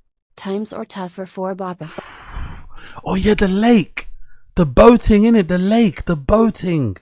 Oh shit, the boating. Oh no, no more boating. Fuck. The kids even get a chance to enjoy it that much, man. Oh, I feel bad for them, bro. The kids didn't even get a chance to enjoy it too much. No more boating for the kids, them. Fuck, man. Anyway, play one more time. Are you going broke? No, man. I need more land. Yeah, sure you do. Shit, and Ask Jay and all that shit. What can you do? It's pretty creative. I'll give them that. But that was years ago, so they gotta update it. No, not really. Years ago. Richard, why are you selling your house in Austin, moving cities again? No, man, I'm literally moving 2 blocks away. I'm moving 2 blocks away for more land. Because when we first came here, we rushed into the house, and I didn't know the area. Now we know the area, and I just need more land, so we're just getting more. How do you rush into a house when you're moving your family from one state to another? That's not possible. No one does that. If you're by yourself, that's one thing, but moving your family from one state to another, you don't rush into a crib. You'd never do that. No one ever rushes to a crib. That doesn't make any sense. We rushed into it. No, you didn't. You just can't afford it. Just be okay. You can't afford it. All right. He didn't rush into anything or rushed into it. What a lie. Land, like a lot more land. That's all it is. But we're staying in the same, in the school district where we need my youngest, Billy, because of her needs. We're staying in this area where it's easier for her to get to school. Chris G, did you bring any fish tanks to Texas? No, and I miss them. I miss the hell out of them. That's a good point, Rafael Quinta. Exactly. He never really says why he needs more land either. Yeah, he never actually said, yeah, he didn't. Because I think at that point, the kids weren't in football yet. So that wasn't the lie. I'm pretty sure at that, when this was recorded, his sons weren't playing tackle football yet. Or flag football. He didn't really know what he needed for. But I just need more land. For what? I just need more land. He's going to build a fucking brewery in the back of his garden or something. Maybe that's what it is. Maybe that's what it is. Maybe he's actually going to build a brewery. Maybe he's going to start fucking brewing his own beer in the back garden. You never know. This might be a new fucking thing. The other day he looked like he had glassy eyes. Maybe he's back on the booze. Maybe he starts making his own beers. Tiger Fick Beer Studios. Tiger Fick Beer? Beer Tiger? Tiger Beer? Tiger Belly? Well, my family hated it. Mike, why don't you and Brian do whatever it takes to get ringside tickets to MVP and go together, hang out for a weekend, be seen in person? I think traveling together and making appearances is what helped you guys build the bond and gave you things to talk about. We'd love to see it as your diehard fans. Love you guys either way. Wish you well. Because I'd rather be at home with my family, buddy. But that's what he's telling you, though. He's telling you that question or that suggestion was, hey, you're always moaning about the vibes being off. You're always complaining that Brett Bryan's fucking boring. You're always moaning and complaining, bitching and crying. Why don't you both guys organize a trip where you go and watch a fight together? Bond. Build that relationship again. That's what I have to do. Friendship is the same thing. Friendships are like relationships. You have to cultivate them continually. You have to keep on, you know what I mean? Oh, I'd rather be with my family. Okay, then have a sucky show. Don't complain about the show then. Don't complain about the chemistry and the vibes then. Shut up. I'd rather be with my family. I'm not 28, 29 anymore where I can go play grab ass on the weekends. My oldest son has 4 games this weekend and my youngest has 2. And I'd rather watch that at home with my family. Yeah, so... But also be seen in person for what, man? For what? For what?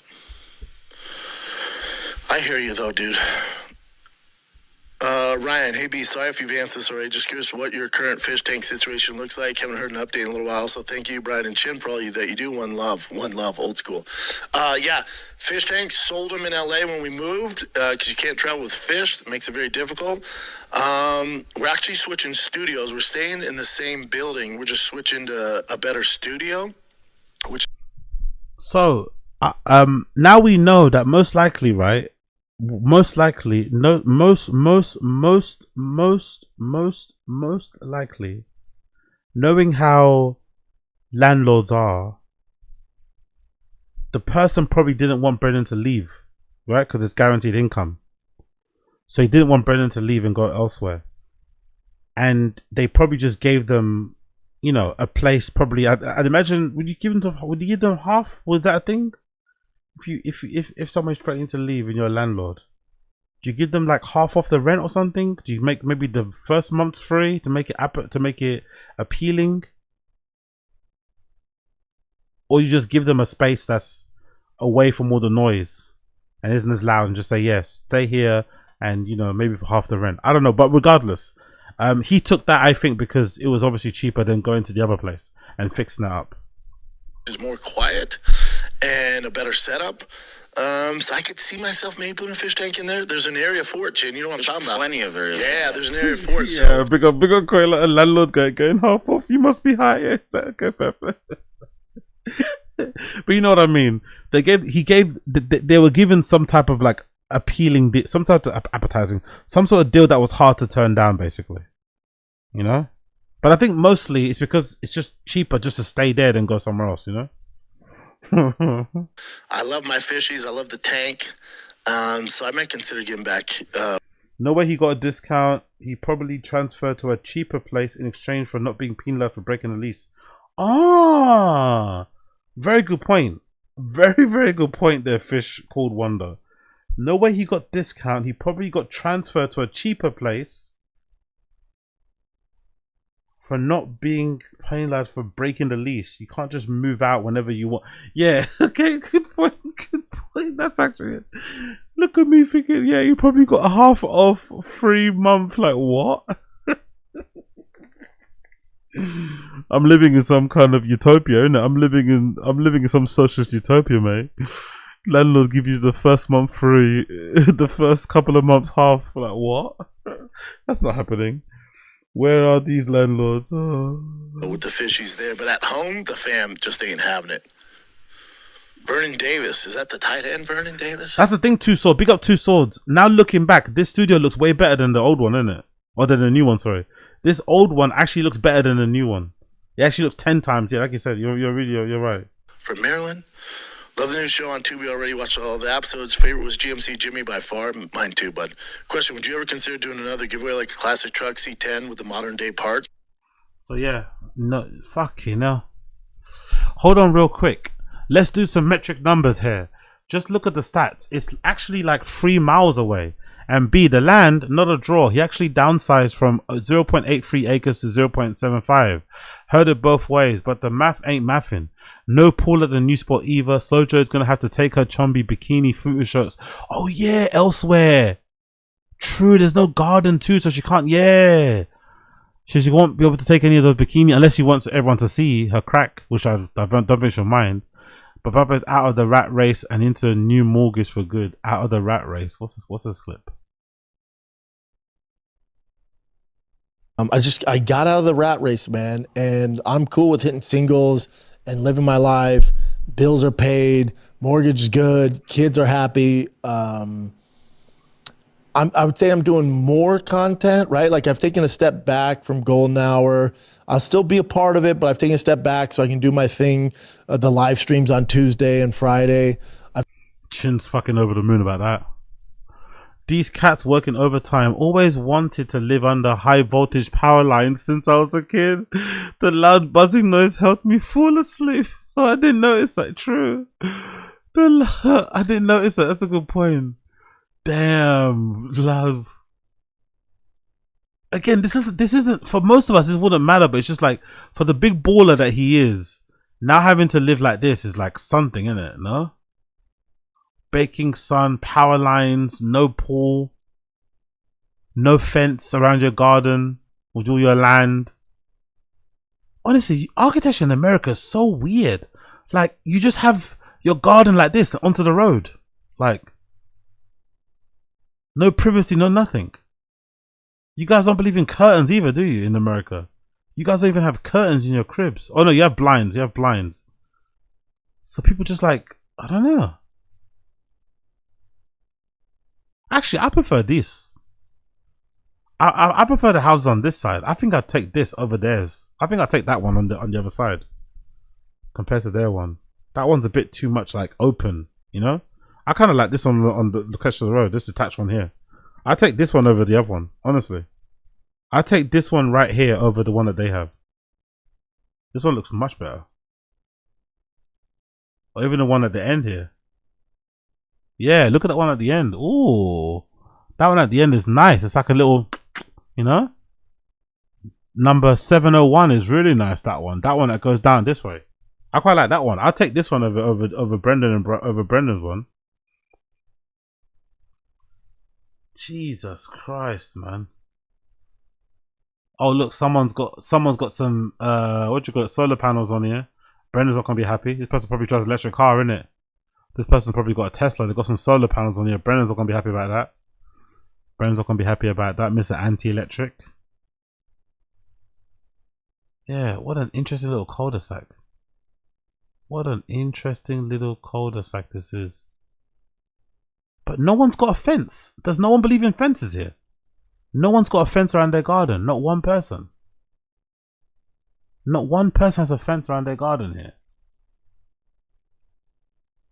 Shit. No fences, no nothing, no? Fair play. Okay then, no fences it is. No fucking fences it is then, I guess. We don't believe in fences. Always wanted to live under high voltage power lines, the buzzing sounds. It feels like a new studio. What? I had a friend that lived near power lines like that. The hum gets pretty intense during the wet or moist air conditionings. The purchase makes no sense. When Rogan hears about this, he'll be telling Papa all sorts of pseudo health reasons. Buying a house in a neighborhood with 0 trees is on brand. Paying 1.3 million to live in fucking Texas. Can't imagine spending that much money to be able to see directly into your neighbor's kitchen. 0 shade, 0 privacy, no vegetation. Cooling bill each month is probably going to be equivalent to my paycheck. Jesus Christ. Yeah, see it? And Josie's saying, yeah, Josie, you're saying exactly something I said. And it's a new build. This isn't good. The garden is behind the house generally. It's not shit house, but a huge downgrade. Yeah, exactly. So it's not a shit house at all. It's just a huge downgrade for them. Yeah, this looks miserable. If last neighborhood was like Pleasantville, this is what this neighborhood like. True. Do I not have the bee's brains or the best brains, or is the grass in Texas brown? It grows brown and turns green. Living that McMansion life, no pool and no trees, is crazy in Texas summer. Papa, real life good fella, can't even get decent food right after I got here. Ordered some spaghetti with Mariana sauce. Congratulations, Papa. You're definitely going to be the buffest dad on the block, especially considering most of your neighbors will be the product managers of Dell and Adobe. Similar vibes to the house from the last season of Barry. LOL, my house is worth more. Imagine being less wealthy than a homeless cat. Beast of a realtor. God almighty, man. What is saying here? 3 deals in 1 hour open house.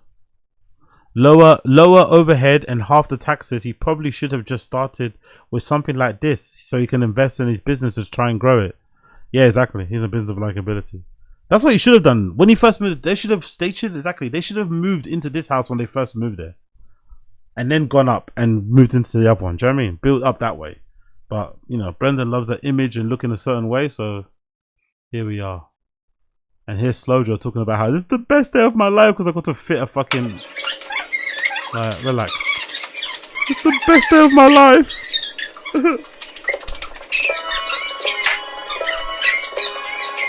Really? Young God vibes. I'm not going to lie, this is sad. A lot of new constructions are just a house. Landscaping is extra B. Jesus. Young God vibe, this is sad. You got a little pocket change, I guess. That's the price per square foot. I've seen so much strange ass since moving northeast. I would care. Nobody tell them about the property taxes, AZ. It's a new construction. It is 200% shit. Big up checked on the YouTube. Yeah. The garden is behind the house generally. I hope someone from the subreddit lives near Pepper. We got curtains and blinds. We got Josie. He went on to gay community.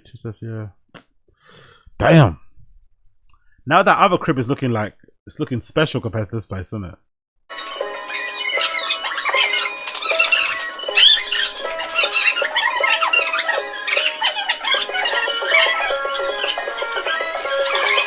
Yeah, that's a good point, Younger Buzz. Why does she immediately to redo anything? It's waste. Exactly. This is what they love. They love modding, innit? A family full of modders. That's why they're a family full of modders.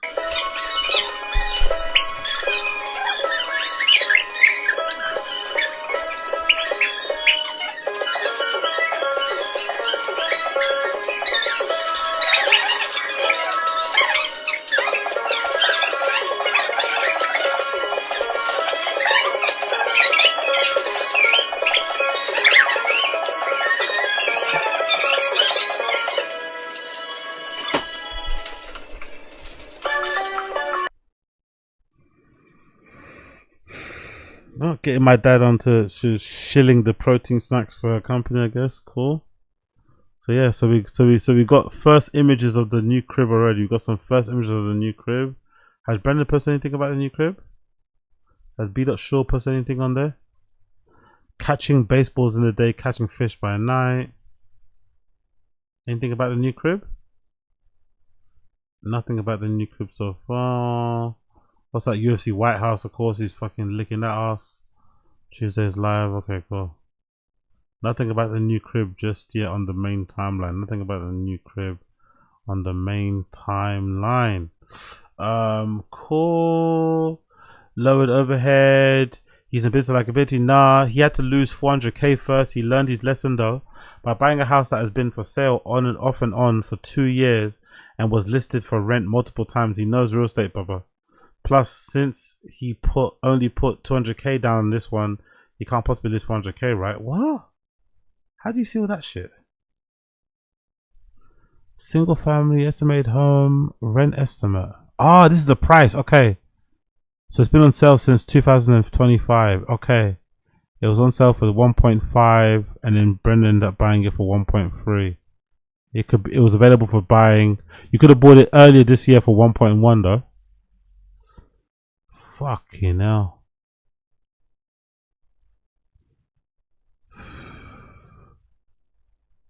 What special family home located? Has a fireplace. Yes, bedrooms 5, parking. Damn. Damn. So yeah, that's the price there, isn't it, right? So yeah, it's been up and down in pricing for time. That's public tax record.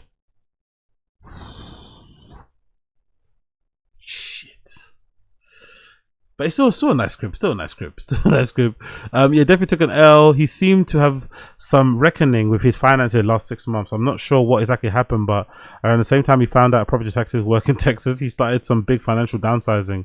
They said they sold the house at a loss of a few $100,000 despite buying only a year earlier. They sold a bunch of vehicles. He's been talking about how Brian is just in it for the money. They might need to part ways. He seems to have left Golden Hour presumably either to save money or because he brings nothing to the table. If it isn't financial, it's probably to make more money. I don't think it's to save money because Golden Hour, they have to split it 3 ways, right? So if he dedicates an extra hour on the Schaub show, the Big Bang Breakdown, that's more money in his pocket. I think that's what he's doing. That's why he's quitting the Golden Hour. The Golden Hour is an hour that he could dedicate to Big Brown Breakdown and then take all the money because he probably doesn't pay Chin any extra, you know. The Golden Hour, I think someone may have explained that to him, that running out of money and he can't even go around splurging cash on bullshit like he's 50 Cent in 2005. Very true. Don't worry fellas, they've got the community pool complex. My bro lives down the street. Tax is still high because they're in the newest development. Oh, there's a community pool complex. They're not gonna stand for that. There's no way they're gonna stand for that. Slojo ain't gonna be happy about that, mate. A community pool. She ain't gonna be happy about that at all. What's the area called? Is it called Bee Creek Road? Is it called Bee Creek Road? That main one? Maybe let's just see if there's a community pools near Bee Creek Road, Austin, Texas. Let's see what we get. What do we get here? Pause and splash. Oh, there we go. There we go. We got some decent ones here already.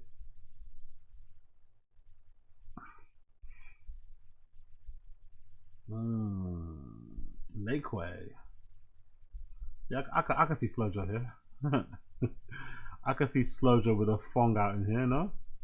I can see Slojo with her fucking thong out.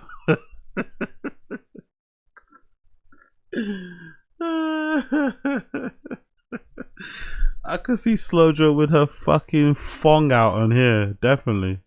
I could definitely see her on there. God damn, man. Maybe Casual's right. Maybe we're literally in the Tin Cup era, you know. These niggas are gonna be in a community pool, the fancy dancy family with the 7 cars and shit. They're gonna be in they're gonna be in a fucking community pool. No way, bro. Maybe we're actually seeing the the Tin Cup era for real. This is a big downgrade. Let's be honest. The last house was beautiful. This is a McMansion that looks like the others on the block. I'm wondering if they thought they were going to move 2 blocks away, but realized they couldn't afford it, so they gadooshed for a spot with dehydrated PP stained grass and no pool. Now I think that was just an ego soothing from life from Papa. He doesn't want to admit that he's just a redact failure. He bought a house before realizing he couldn't afford it and had to sell a year later at loss. So instead we got a fairy tale about how he only sold because he wants more land and is only a couple blocks away. He wants people to have an impression that he's moving up in the world even when the clear reality is going down. But I kind of like, yeah, there's levels, I'm not part of it. Yeah, exactly. Tin Cup Arc, exactly. If they never bragged, then people wouldn't care. Exactly, Younger Vibes, exactly. LOL living with an N in Austin. Real quick, I'm not the best brains. Was it just a major downsizing? I don't know how much does the old place cost. Major downsizing. Last place was bought at 3 million plus renovation. Why the fuck would anyone want to live there? If 50 minutes from Lake Travis High, which has won state football many times the entire season, I think. Damn, I kind of feel bad. Weird to see a celebrity in a house I can afford. Weird to see a celebrity in a house I could afford. It's very, very poignant and very true. Texas heads in this real tech Travis. I'm enjoying 4chan's investigation. What? 274k grand down, maybe less if they didn't pay full price. He's financing 1 million. Dicey, probably paying 8 grand a month with property taxes and insurance. That's still a fucking nut, innit? How do you get all that information? Where do they get all that information from on the listing? Or am I just not looking correctly? They get that fucking down amount. Mr. Maid, okay, I don't know. When it comes to house values, I have no idea what's going on here. But that's a lot, bro. 9 grand a month to cover that is still a lot. Shit. You still have to make a lot of money, man. You still have to make a lot of money. That's not including your bills, expenses, groceries, Slow Joe's fucking Birkin bag, hobbies and addictions. God damn. God damn it. He's in my neighborhood. What the fuck? I paid a lot less to be in that area. Back patio opens up to a beautiful view of the power lines. It's on Google Maps if you want to take a close look. A nice house to be sure, but definitely a downgrade from the last one. This is much. Texas is so fucking depressing, man. Hot as fuck and 0 trees or shade. I don't know Redact's thought process here. There are so many other properties and beautiful area around Austin with pools and other amenities. If you really wanted to have some land, you can easily find something with acreage for that amount. I'm getting a chuckle from the top comment from a year ago when he sold his LA house. I'm going to laugh my ass off when he moved to Texas and Rogan still doesn't want to hang out with him. Why you guys put a dress that's too much? I'm out. So yeah, Brendan's new crib is fairly bad. Fairly bad. Okie dokie. Moving on. What was I gonna do? Oh, yes, I was gonna do. Let's do quickly the Schaub show thing, because I want to see that question regarding what's the question? There's a question here regarding the crib. Was it Drew Brennan logo wrestling, BBB, Tom Aspinall, how to submit fan questions, should have sudden death, White House, helping young athletes. What's the question I wanted again? Brendan and Logan. Brendan v Logan in wrestling. Which question was it? Okay, cool. Let's just continue. Yeah, let's just go here. Ride through the city like Brennan Schaub. I'm on a mission to get it all. Ride through the city like Brennan Schaub. If you ain't thick, please don't get involved. And now, Brandon Thick Boy Schaub. Yes, sir. Sunday. What's he crying? Yes, sir. Sunday. What's poppin', fam? Hopefully you're having a glorious Sunday. As you guys are watching this, I'm probably at the baseball field. My 6-year-old is in the All-Stars out here in Austin, and they play all June. So those little critters can be hot, but hopefully he's balling. as you guys are watching this, he's hitting dingers, making some plays. That's the plan. Shout out to all the travel ball dads out there, all-star dads. If you're playing in June, you're doing something right, boys, or you're just crazy. Let's get to it. Before we get started, don't forget, brand new to the channel, Tuesdays and Fridays, we're live. We are live streaming for members only. Join the Big Brown Breakdown Club on my YouTube. It's on Thick Boy YouTube. You can see it on there. We'll do. It's not gonna be on Patreon anymore. He changed his mind. Before he said he's gonna do the live stream on Patreon, so it's gonna be on YouTube now. Members only YouTube live stream. I might have to re-live stream that. When is that again? When did he say? I have to re-live stream that. Live. We are live streaming for members only. Join the Big Brown Breakdown Club on my YouTube. It's on Thick Boy YouTube. You can see it on there. We'll do a live Q&A discussion. Have a grand old time every Tuesday and Friday at 11 a.m. Central for you guys. So go subscribe right now. It's for members only. And we're kicking off this Tuesday and Friday leading up to the UFC White House card, the Freedom. Cool. I'll probably copy that. What time is that? What time is that in the UK? What time is that? See it on there. We'll do a live Q&A discussion. Have a grand old time every Tuesday and Friday at 11 a.m. Central. What's 11 a.m. Central to UK? What time is that? On a Tuesday? 5 p.m. Yeah, I can do that. Minor. Yeah, I'll do that on Tuesday. I'll do that. 5 p.m. I'll do that. We'll do a little reaction watch along thing with that then. I'll do that.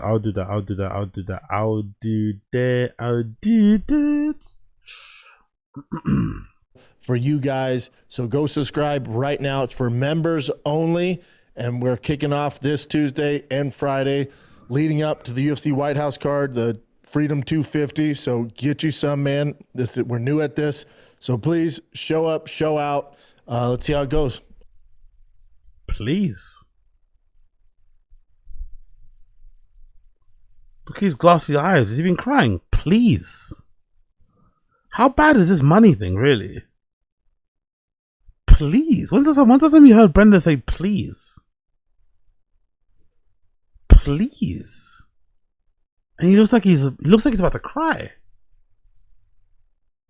Yo, how bad is this thing going? Like, how bad is it?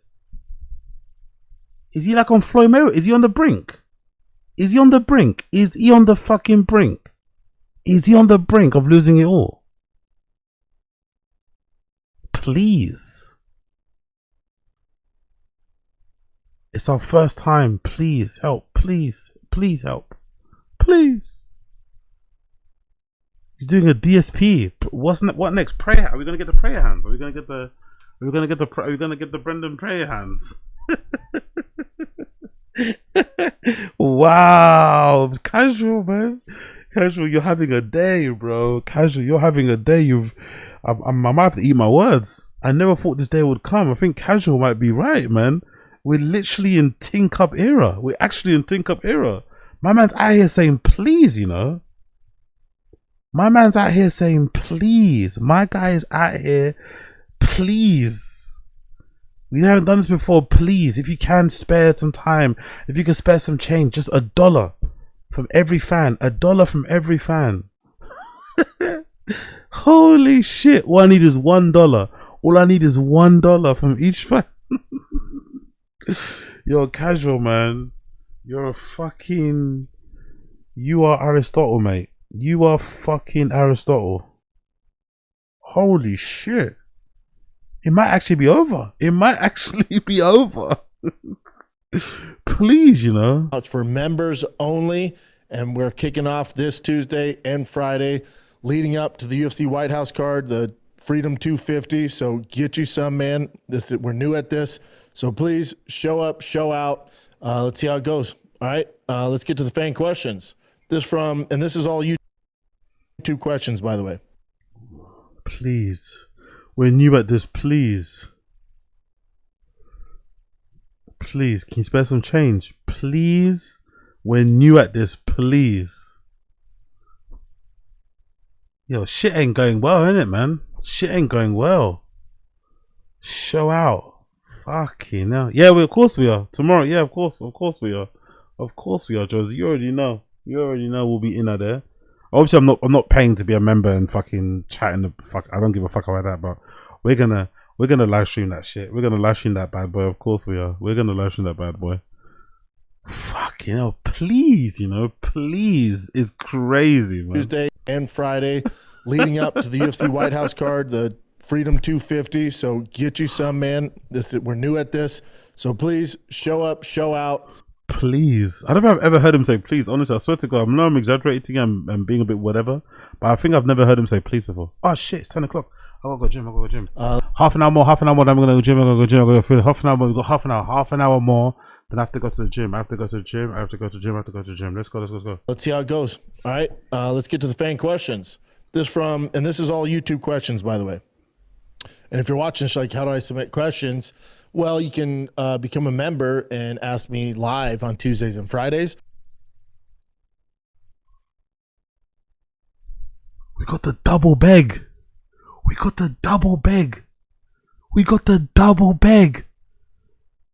Look, he even feels a little bit ashamed. Look at his face. He feels a little bit ashamed.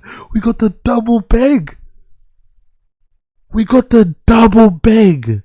Please. Oh, if you wanna submit a question, become a member. Whoa.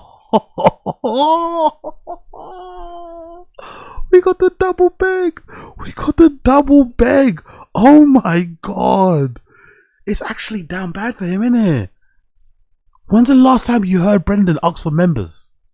When's the last time you've heard him say become a member or even like a video? So like he never it's too much money coming in. I don't give a fuck about that. There was too much money coming. I don't care. He never said like a video, subscribe. Now he's doing the fucking show out and show out, show up and show out. Please, if you want to ask a question, become a member. We got the double bag. A grand old time every Tuesday and Friday at 11. Yo, big up Mrs. Studio Girl. That Addy come down is hitting hard. Yo, big up Mrs. Studio Girl. This is crazy, bro. Pepper Craven. Fuck. We have to remember this is the guy that's begging for fucking donos and stuff. This guy. Where's that slide? This is the guy that's begging for donos, by the way. Keep that in mind. If you think I'm being mean or whatever, this is the guy that's begging for fucking donos. Hold on 1 second. Where is that? Let's go over here. Where's that clip? Where is it? There you go. This is the guy that's begging for donos. This guy is now begging for memberships on YouTube. How the mighty have fallen, bro. This guy is begging for memberships. Please submit a question. Holy fuck. How quickly times have changed. This is crazy, bro. Just the other day he was doing this humble brag about all these cars that he bought over the years, and now he's begging for memberships. Fuck. AM Central for you guys. So go subscribe right now. It's for members only. And we're kicking off this Tuesday and Friday leading up to the UFC White House card, the Freedom 250. So get you some, man. We're new at this. So please show up, show out. Let's see how it goes. All right. Let's get to the fan questions. This is all YouTube questions, by the way. And if you're watching, it's like, how do I submit questions? Well, you can become a member and ask me live on Tuesdays and Fridays, or just submit your question below in the comment section of any video on YouTube and just put fan question, ask your question, and Chin and Nick see it. Boom, we're off to the races. Am I pussy for saying? I hope his chat's busy, man. I know I sound like a pussy, but I hope his chat is flowing tomorrow, man. I hope it's flowing. It's going to be a members only mode, which is going to limit the amount of people who are going to be chatting. But I hope his chat is flowing tomorrow, man. I hope it's busy. I hope he's got a good chat. Like I hope, man. I hope. Because could you imagine if it's like dead, and it's just fucking Unique talking to himself, trolling? Could you imagine if Brendan's live stream chat tomorrow is just dead and it's just Unique trolling the whole time by himself? Oh shit. Easiest way to get answered. All right, let's do it. This is at RDWE. Fan question: could you beat Kane at the moment in wrestling in R? No, it's not. It's not about. I don't know about Jack Donnelly. I'm just a pussy deep down, bro. It's not about that. Jack Donnelly Jr. That tracks. AZ really likes it when the worst people succeed. Not really, man. I'm just a pussy, man. I'm a cheer for your fate. I'm a cheer for your fucking demise. But when it happens, I'm a hold my hand out. I'm just at heart. I wish I was a bad boy. I wish I was a renegade and a fucking. But at heart, I'm really a PUSSY, bro. That's the truth. At heart, I'm really a PUSSY. I just can't do it. No, I could like Unique is way more ruthless than I am. Unique is gonna be loving every moment of this. I mean, part of me is like, ugh, you know, like I got a big heart, man. What can I do, man? I'm a big softie, really. RAF. Oh, fresh out of prison? I don't know, man. I don't know. Is he doing those prison workouts? You know, I don't know. But if he's in any form of shape, no. Kane was a fantastic wrestler. Now, if it was wrestling with submissions, I would take my chances, but straight up wrestling's gonna be tough. Bisping in mixed martial arts, yeesh. God, I don't know. Bisping's in really good shape right now, I feel like. I don't know. I train with Bisping. He's an animal, man. I don't know. I would definitely take a stab at it, tell you that much. When you train with him, does he feel like he could beat some heavyweights out there? Yeah. Okay. Just with his cardio alone. Yeah, Bisping's an animal. But I'd be down. I'd be down for either of those, by the way. Yeah, I'd be down for either of those. Yeah, if Kane's in any type of shape, that's a tough, Division I, Arizona State wrestler, and he was damn good. I'd be down. I'd be game for either of them. But I don't know. I like my chances in either of them, but I'd be down. I'll say that. What else you got, Jen? We got two here. At Normac4921. Fan question. In certain decision fights that are very close, do you guys think there should be a sudden victory round, just like the Ultimate Fighter? That is kind of lit. Also, I agree with you guys with taking a point for eye pokes or groin shots. Wish they would rule that in. Yeah, the eye pokes or groin shots should be automatic point deduction no matter what. I didn't mean to. Doesn't matter. They should do that. Fence grabs, any of that bullshit. I don't know if that's ever going to change. Do you guys think there should be a sudden victory round like the Ultimate Fighter? I love when they used to do that. It would make things way more interesting, and I think it's a brilliant idea. I think his mind's on other things, bro. His mind's on other things right now, man. He's running on autopilot, but his mind's on other things. You can tell, man. He's going through it, bro. His mind's on other things. Shit. They might be on the brink, They might be sliding on the brink. You can tell his mind's on other things. They might be on the brink of losing it all. Like, this is like make or break. Holy shit. Holy shit. Holy shit. Holy shit. His mind is elsewhere right now. His mind is elsewhere. You could tell he's on autopilot. His mind is elsewhere right now. Fuck. You probably can't sell that ring that Slojo got because it's fake, most likely. You probably can't sell those Birkin bags because they're probably fake. All the clothes that she buys, you can't get much money for it because they're just shit. She doesn't. That's the thing. Soja doesn't even have good taste. The stuff that she buys from Gucci is fucking terrible. No one really wants it anyway. Fuck. That rain dropping him was. I wonder if the rain energy drink was the real blow. Because those sponsors pay a lot of money, innit? I wonder if losing Rain as a sponsor really fucked him. I wonder if Rain really fucked him.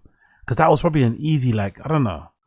Let me guess. 5 grand, 10 grand or something? Those sponsors pay a lot, man. Like those drink sponsors, they pay fucking a lot. and he just lost that. The contract didn't get renewed. Boom. That's a big chunk of money.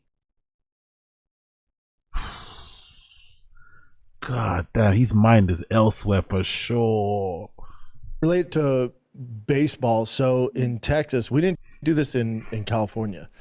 So in Texas, especially on Sundays when it's like the championship tournament day. Oof, that fucking swallow. That's stress, bro. That swallow. That is stress. So in Texas, especially on Sundays when it's like the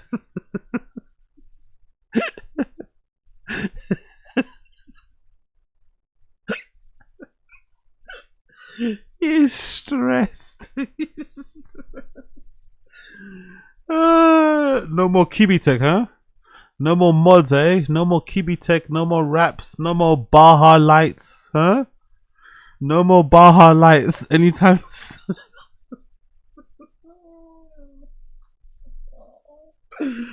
He's stressed. He is stressed, bro.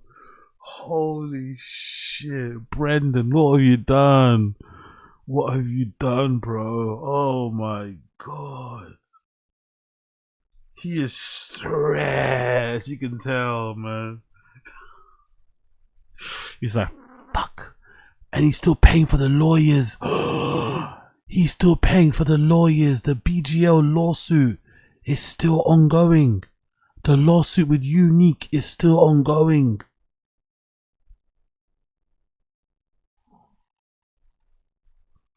Oh my god, man. Oh my god. Oh my god.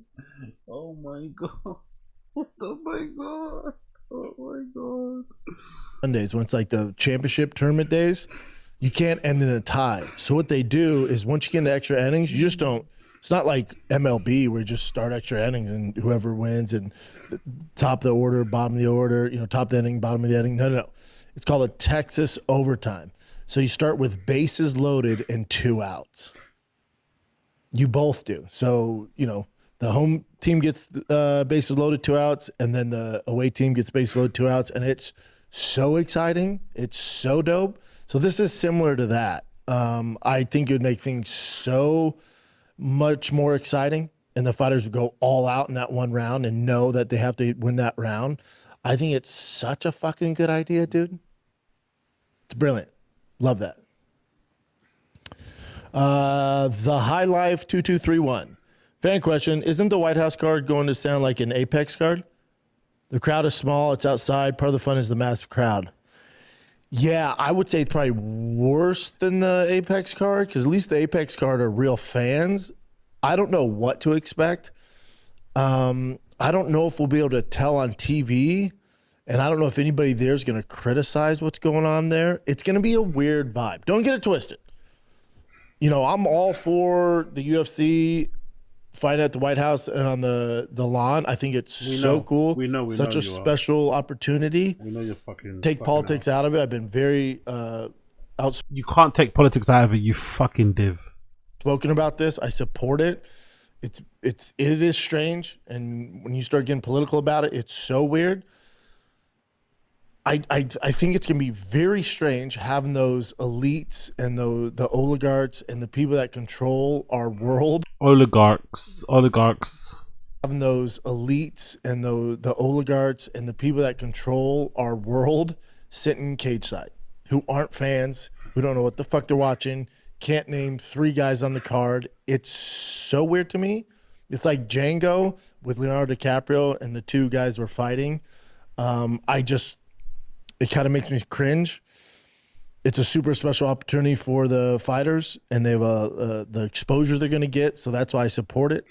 Again, I've also been on record saying I think it should be all troops in the crowd to really get the electricity and give back to the troops. But there's going to be some there, and I'm sure hopefully they're loud, or are they telling them to kind of tone it down? I don't know what to expect. I think that's part of the fun too, though. I like chaos, so let's see what happens. By chaos, it could be really... Trust me, we know you like chaos. We know. You put your whole family in life, future to jeopardy. We know you like chaos, man. Don't worry. We're very aware you like chaos. Weird. At RD5 TV, fan question: do you think we should expect to see some shocking results in upcoming fights due to ring rust? For example, Ilya, Aspinall, and especially McGregor won't be a shock.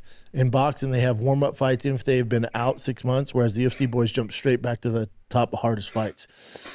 That's what makes UFC special. There's no warm-ups. Like, think about Conor. He's been off 5 years. His leg fell off. He's been on some benders, had some legal issues. If anyone deserves a warm-up, I don't want to say deserve. If anybody should come back to kind of a lighter opponent, it'd be Conor McGregor. And they go, very cool, welcome back, buddy. Here's He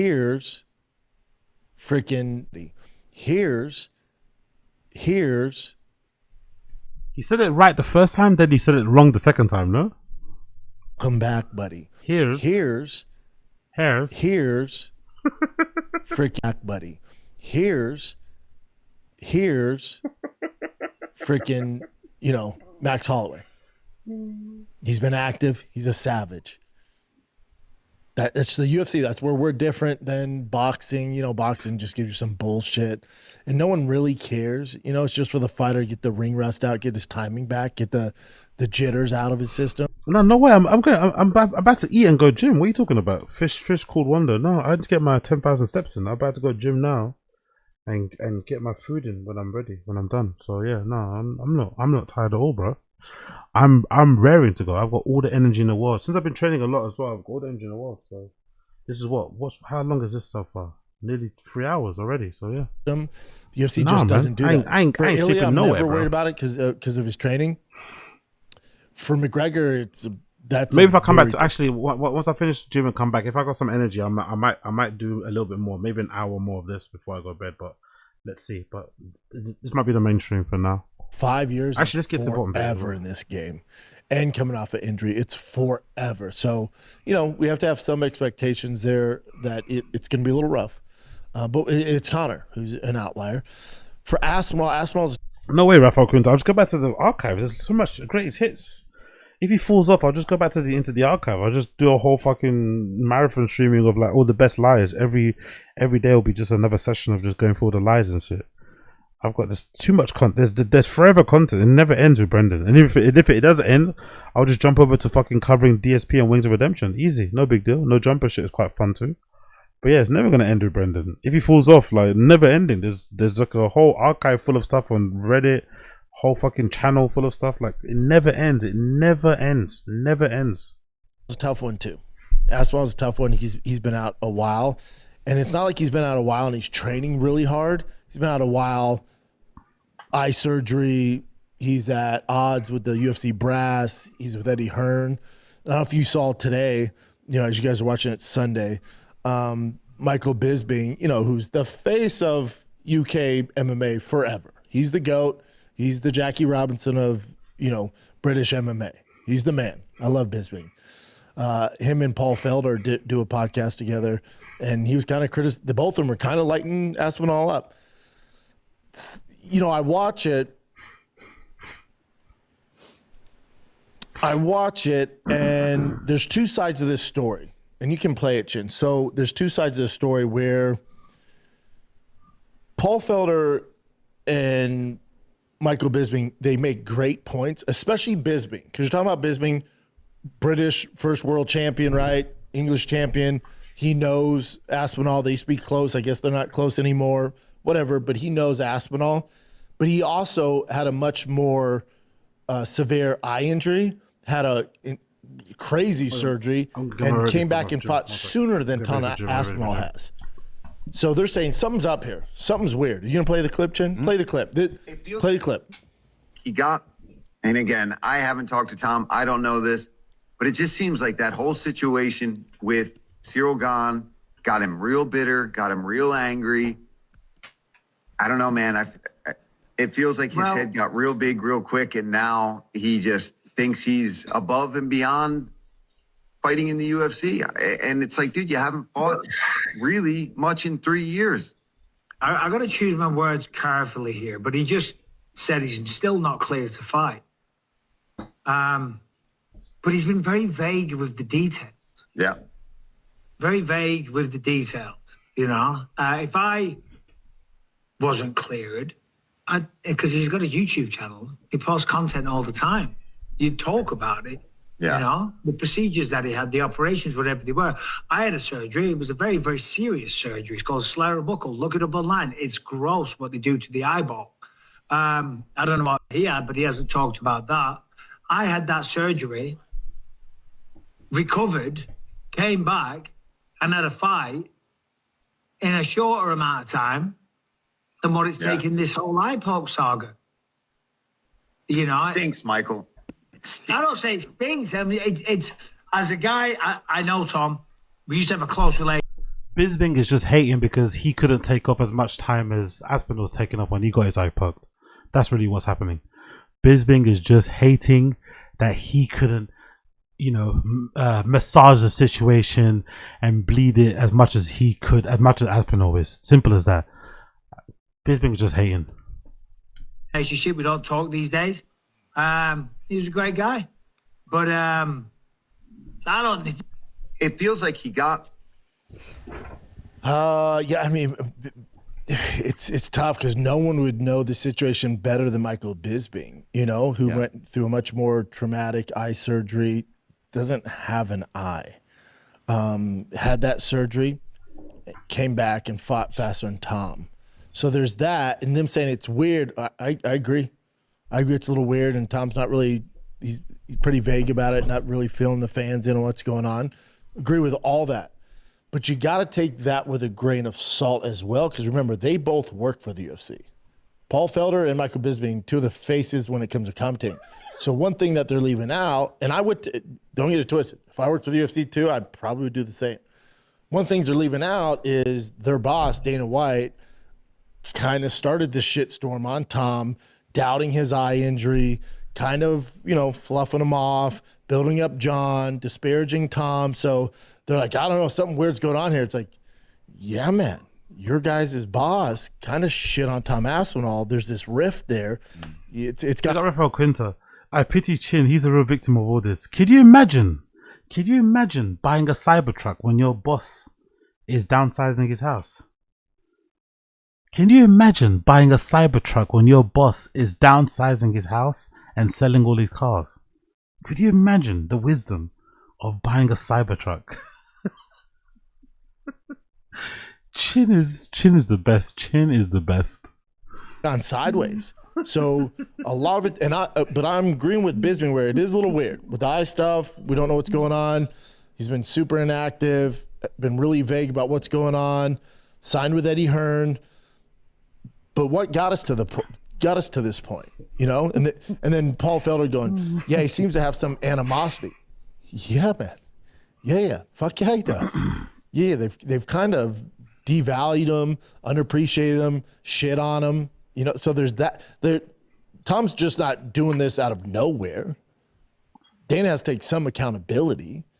The UFC has to take some accountability with their handling Tom Aspinall, not inviting him to UFC events. Sure as fuck, no word at the UFC White House when he's fighting the next winner. It's an interim belt. He's their current champion. It's weird. So there has to be some give and take here. It's just not all Tom. That being said, I agree with Bisping. Much worse eye injury, lost a motherfucking eye. He's a legend. He's from the same fucking area, England, you know, and him being like, dude, I had way worse eye surgery. Came back and fought. This is weird. Agree it's weird, but why is it weird? Your boss. That's why it's weird. Mm-hmm. It's not Tom. Tom's a nice fucking kid. Yeah, and also remember, like, Bisping used to be Tom's biggest cheerleader, always propping him up, and then now he's saying, like, we haven't talked, you know, lately and stuff. So something's behind the scenes there for sure. It's probably tough, you know? It's tough. At J&G Adventures. Big ass fan question. You say Till is one of the biggest stories. How about Ben's comeback to compete in RAF? Actually, cool. Let me just quickly do this and now I'm going to leave you motherfuckers. 1 second and then what we got here? So transcripts. I need the golden, right? Where's that bit where it says got something about the golden hour or something, right? Golden. There you go. Oh yeah, cool. So it's this next question. That's just next question. Cool. It's this question. Both stories are so inspiring from two different perspectives. But how do you think Ben will do in RAF? Even if he loses, he still wins. Agree. Keep up the awesome work. You seem a lot less stressed and having fun with it like back in the day. Dude, you're spot on. Yeah. Way less stressed since I got to Austin. Way less stressed these days. Are these questions bait, by the way? They're very clever bait. I think these questions are bait. Who thinks he looks less stressful? These questions have to be bait, right? These questions have to be fucking bait. There's no way these questions are not bait. I think they're bait to get him to like talk and yap. Like, you look less. No, he doesn't. He looks more stressful than he's ever looked. Yeah. Way less stressed since I got to Austin. Way less stressed these days. I got out of the rat race, man, and I'm cool with hitting singles and. When he says get out of the rat race, isn't he technically in a rat race now, and a worse one, because he's doing more shows now, clearly because he needs to make the money. Like before he was doing podcasting I guess not for fun, but it was coming easy. Now he's working. You can tell there's been a shift. Like, he's really working. He's like putting his foot on the pedal. Like, you know what I mean? Even Chin, the person that Chin used to brag about how long he used to stay in the studio. Chin used to brag about how long he stay over in the studio. Now Chin is complaining about the time he spends in the studio. So Brendan's even overworking a guy that took a lot of credit or took a lot of value in the fact that he would stay late. So he's clearly upped the work amount. But if that's the case, that would mean he's in way more of a rat race. He's way more of a hamster wheel now than he was before. Because before it was kind of like an autopilot. You come in, you do your reads for your big companies, you get your money, Rain energy drink sponsor. But now, look what he's doing. Living my life, bills are paid, mortgage is good, kids are happy. I would say I'm doing more content, right? Like, I've taken a step back from Golden Hour. I'll still be a part of it, but I've taken a step back so I can do my thing, the live streams on. Yeah, Chris Mack, exactly, brother. Exactly, brother. Exactly, brother. You know how I know he's way less stressed? Because he feels the need to tell us about how way less stressed he is. He's never lied, and he has never lied to us. Exactly. Beast of work ethnic. Better late than never. Exactly. Big up Gitsy. Appreciate you, brother. Big up Gitsy. He's gonna go out for a drive, and it's gonna go gone. Rats races, hamster wheels, self-comforting arms. Oh yeah, true. Big up, who said that? Big up Jordan Ray. Yep, the self-soothing arms. Look at the face too. The face tells everything, isn't it? My glasses are a bit too weird, but the face tells everything, bro. Look at the face. He looks so glassy, isn't it? His eyes are so glassy. Everything's fine. Everything is completely fine. No more AP and well, is that a Rolex or no? I don't know if that's a Rolex. No more AP. The AP's gone. Looks like he's not dyeing his hair as often. The beard dye is gone. The beard dye company brand sponsor too. That fell through. The show with Tubi didn't get picked up, by the way. I don't think so.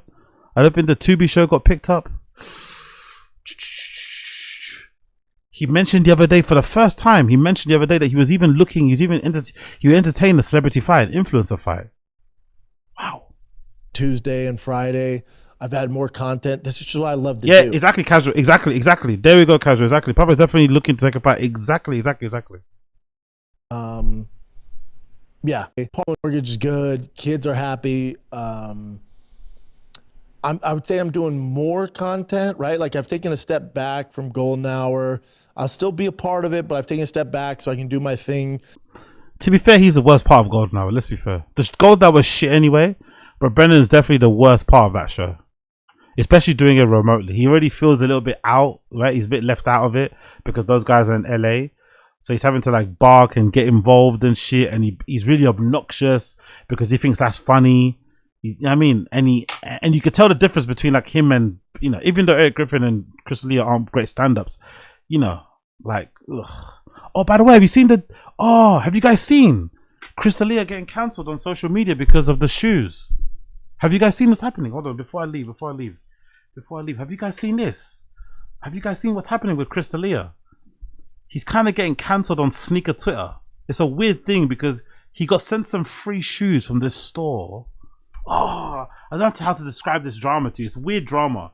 So Crystalia got sent some free shoes by this store that collaborated with Adidas. And now everybody that likes that store and that brand is kind of boycotting him because they're like, why would you send this guy that's got all these allegations against him free shoes? I'm not sure if you guys have seen this. It's like a random bit of stuff that's happening here. There we go. Look, have you seen this? Look. This still being up is crazy. Also letting my unheard of Adidas go. Heard Buddy character is questionable. I can't continue to support that brand. Unheard is the brand that did the collaboration. And then if you go here, it says Crystalia got oinked. Unheard of brand. So people are pissed off that this brand called Unheard of that collaborated with Adidas gave these shoes to Crystalia. And he's now getting kind of cancelled for it a little bit. Cancel culture, yeah, it's kind of wow. It's like a random bit of like drama that's going on. Ever wonder why they don't carry Jordan 1s? Ooh.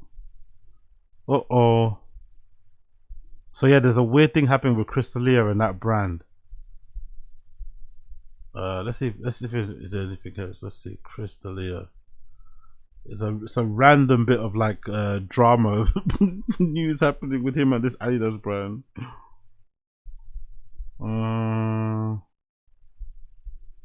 What's happening here? Adidas.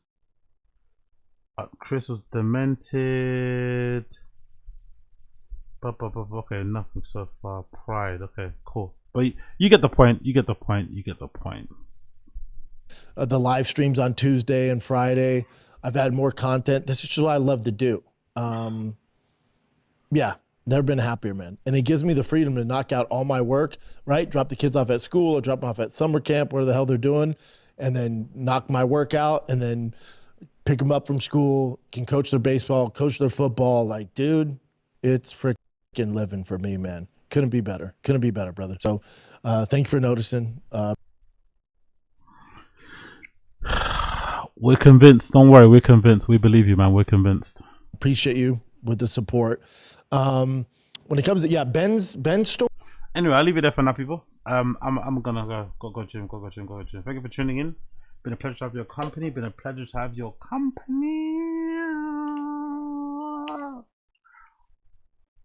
Smash like, hit subscribe. If I don't come back later on tonight, then I'll see you guys tomorrow. Peace.